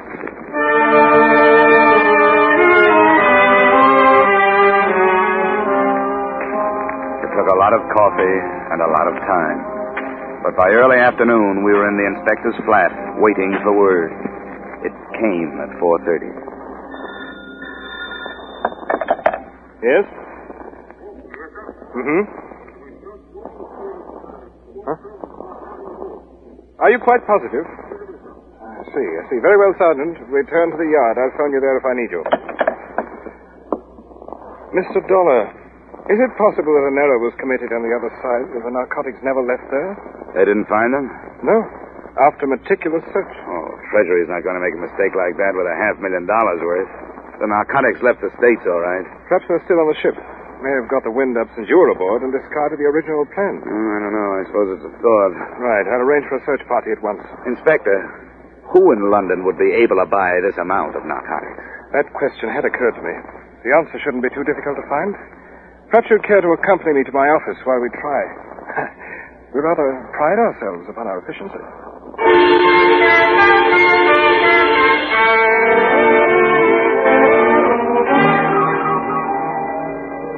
10 minutes after we got there, the ponderous machinery that is Scotland Yard started grinding out files on criminals. They were indexed according to every possible feature or characteristic. In the space of 2 hours, we had the name of every known narcotic suspect in London, and flying squad men had been sent out to cover them. But the first report that came in was negative. The ship had been searched without success. Then the phone rang again. Inspector Finch. Huh? Oh, yes, he's here. Mr. Dollar? Thank you. Hello? This is Nelson, Dollar. I just got in. Oh, good. Have you heard about the mess? Part of it. I went down to the ship. Dorn told me what happened to you. Are you all right? Yeah, sure, I'm all right, but the stuff got through. It's loose someplace here in London. The trunks? Unloaded and searched by Scotland Yard men, nothing. What about the girl? She's being watched. Anything on Miles Fanning? Well, the Yard's tailing him, too. Say, Nelson, are you sure the narcotics were put aboard the ship? Positive. But I'll get right on the transatlantic phone and get somebody to recheck the trail. I'm staying at the Empire. Call me if something breaks. Yeah, right. Treasury man, he's going to check the States to see if there's a slip. Good. $500,000? Rather a nuisance having that. This may be something. Yes? Mm-hmm. I see. Yes, at once. See that a driver and a radio cars at the main entrance will want to stay in touch. Thank you. What was it? Any progress? Yes. Most unpleasant progress. The constable I assigned to follow the chap who calls himself Fanning has been shot to death. Oh? Progress lies in the fact that your ship detective fellow, Clarence Dawn, was killed at approximately the same time. Dawn? Yes. Do you have a pistol, Mr. Dollar? It's on the ship. We won't bother going there. I'll have to issue to us before we leave.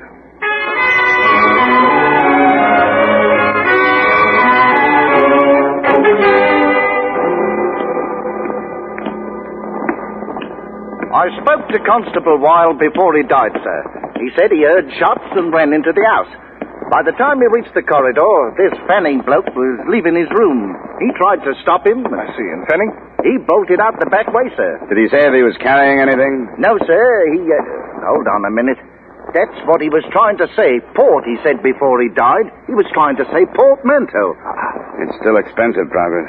That's the room, sir. Yes. The constable, hop down to the car like a good chap and ask the sergeant to radio in an addition to the Fanning description. The fact that he's carrying a traveling bag. Yes, sir.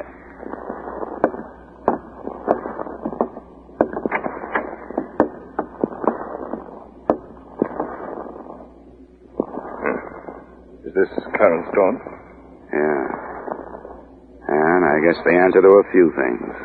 Then Dawn carried the contraband here from the ship, quarreled with Fanning over division of the spoils, and was then shot by Fanning, wouldn't you say? Yes, that's exactly what I'd say. Then Fanning's our man. We'll have to find him. Right. Yeah, I'd like to go to the Green place, talk to the Miller girl, Inspector. Of course. Clarence Dawn. You know, I don't... How could I have been so stupid?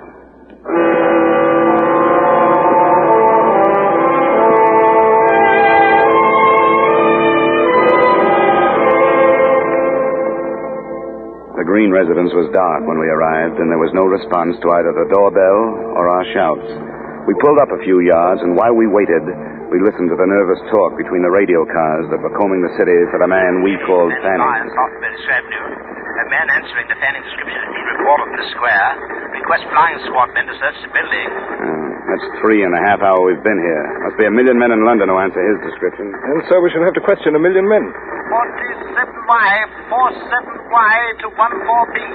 Are you still in Charing Cross Road? Over. 14B, 14B here. Still in Charing Cross Road. Over. 47Y to 14B. Investigate 1936 Bentley crossing into your section. 1936 Bentley. Close coupled sedan. Black. Registration GY4110. GY4110. Acknowledge. Over. Cut it, Sergeant. Cut it. 14B. Acknowledging. Sergeant. GY4110. Switch off the receiver. Oh, yes, sir. There's a car. Looks like it's stopping. Taxi. There she is. Come on, Inspector. But let me do the talking, will you? Right you are.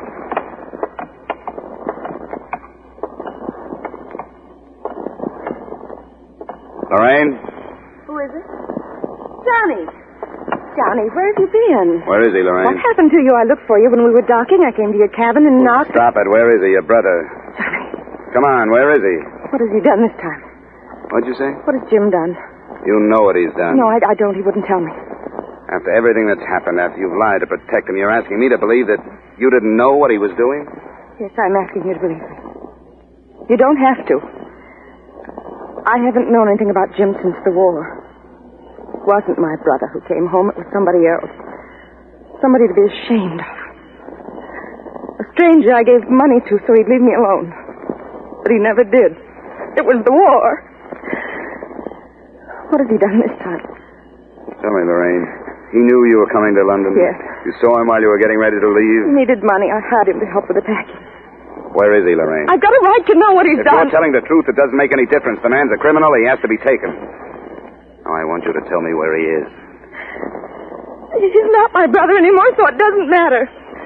He's going to Tangiers. How, on a ship or a plane? A ship. Which one? I don't know.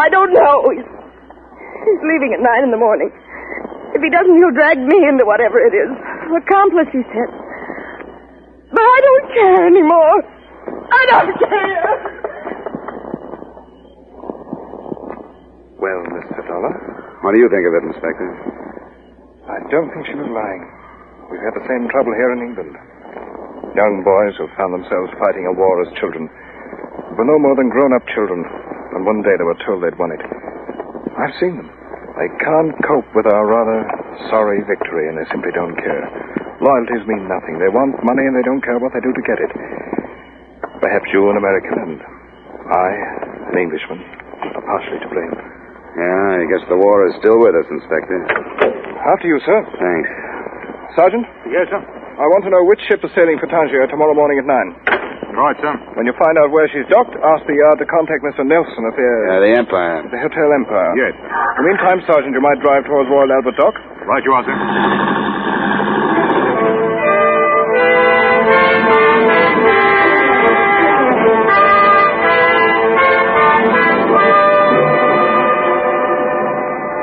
The ship turned out to be the city of Bombay.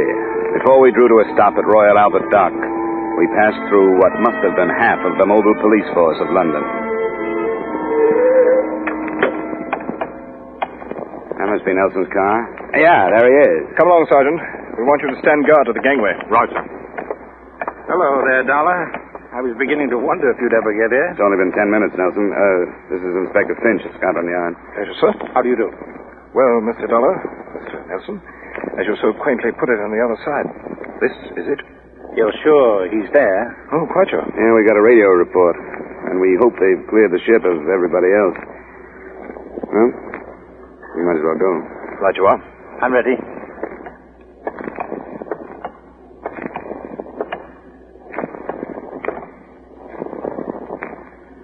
This is $1. It's up to you. Thanks. You there. Is Mr. Fanning aboard? Aye, he's aboard. Stay here, Sergeant. Roger. You received word from Scotland Yard? I did. Then you'll allow us to come aboard after him? You can come aboard.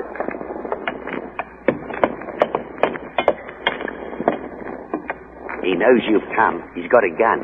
Where is he? He went forward, on deck. Everything below is closed off. Very good. We can find him up this way? That's the way.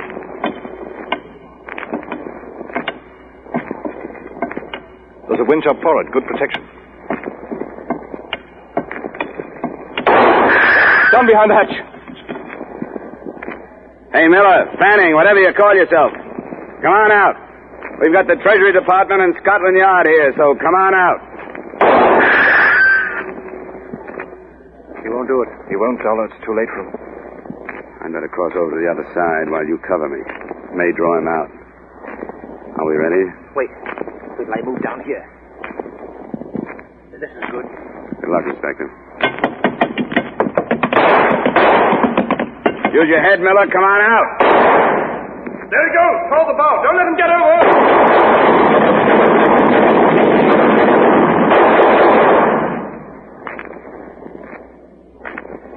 Inspector Finch? Yep. Nelson? Yes. Yes, you all right, Dollar? Yeah, what about him? He's dead, Dollar. We can search his cabin now.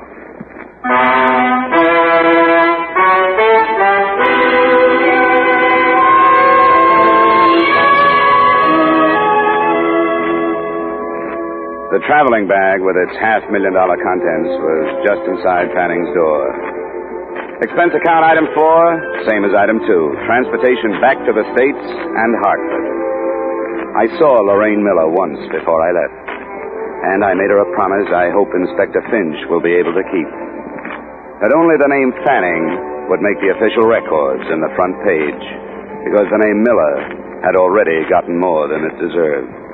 Expense account total, $1,580.20. Yours truly, Johnny Dollar.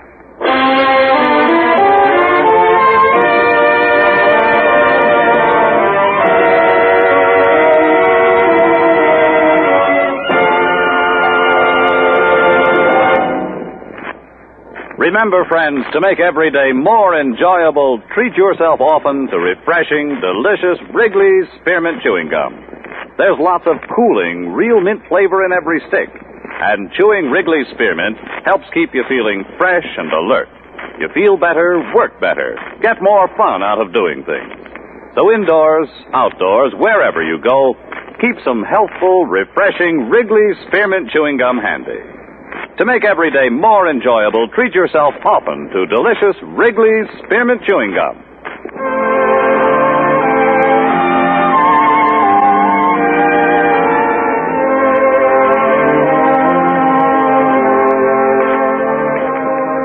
Yours truly, Johnny Dollar, brought to you by Wrigley's Spearmint Gum, stars Edmund O'Brien in the title role, and is written by Gil Dowd and David Ellis, with music composed and conducted by Leith Stevens.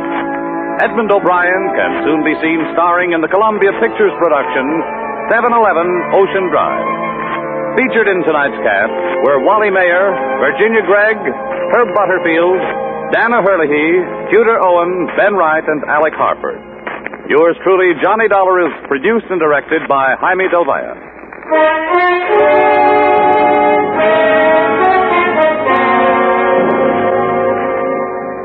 The makers of Wrigley's Spearmint Chewing Gum hope you've enjoyed tonight's story of Johnny Dollar and that you're enjoying delicious Wrigley's Spearmint Chewing Gum every day.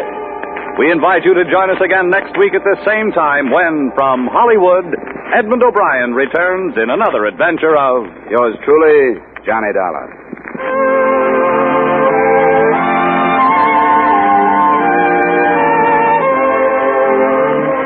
Bob Stevenson speaking. This is CBS, the Columbia Broadcasting System.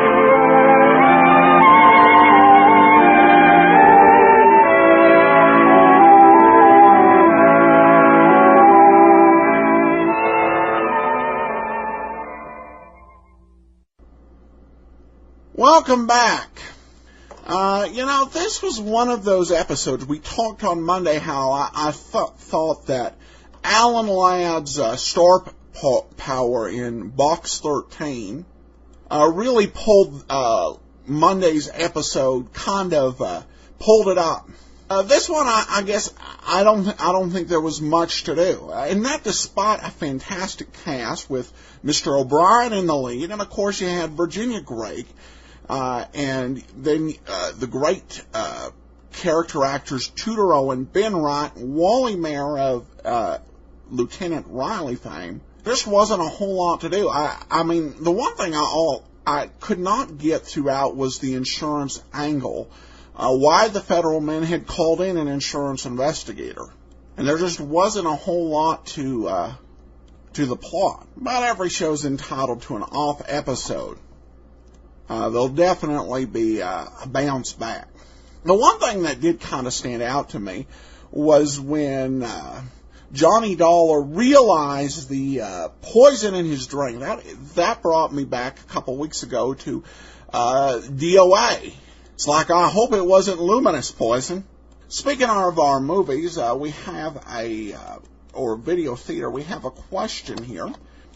David writes in, "Hi, Adam, I must say your app is the most used on my iPhone. I love it, and I'm really looking forward to seeing some more classic movies. Just one question, will there be any films with the legend that is Dick Powell? Thanks for all the time you spend on your show." Well, thanks a lot, David. In answer to your question, at this point, I'm not sure. As far as I know, Dick Powell's feature film roles all were renewed. However, Powell has an entire world of television performances. He was an early TV pioneer with shows like the Four-Star Playhouse and the Dick Powell Theater, which included a lot of worthy performances. If you're a fan of 1960s television, you might remember a show called Burke's Law.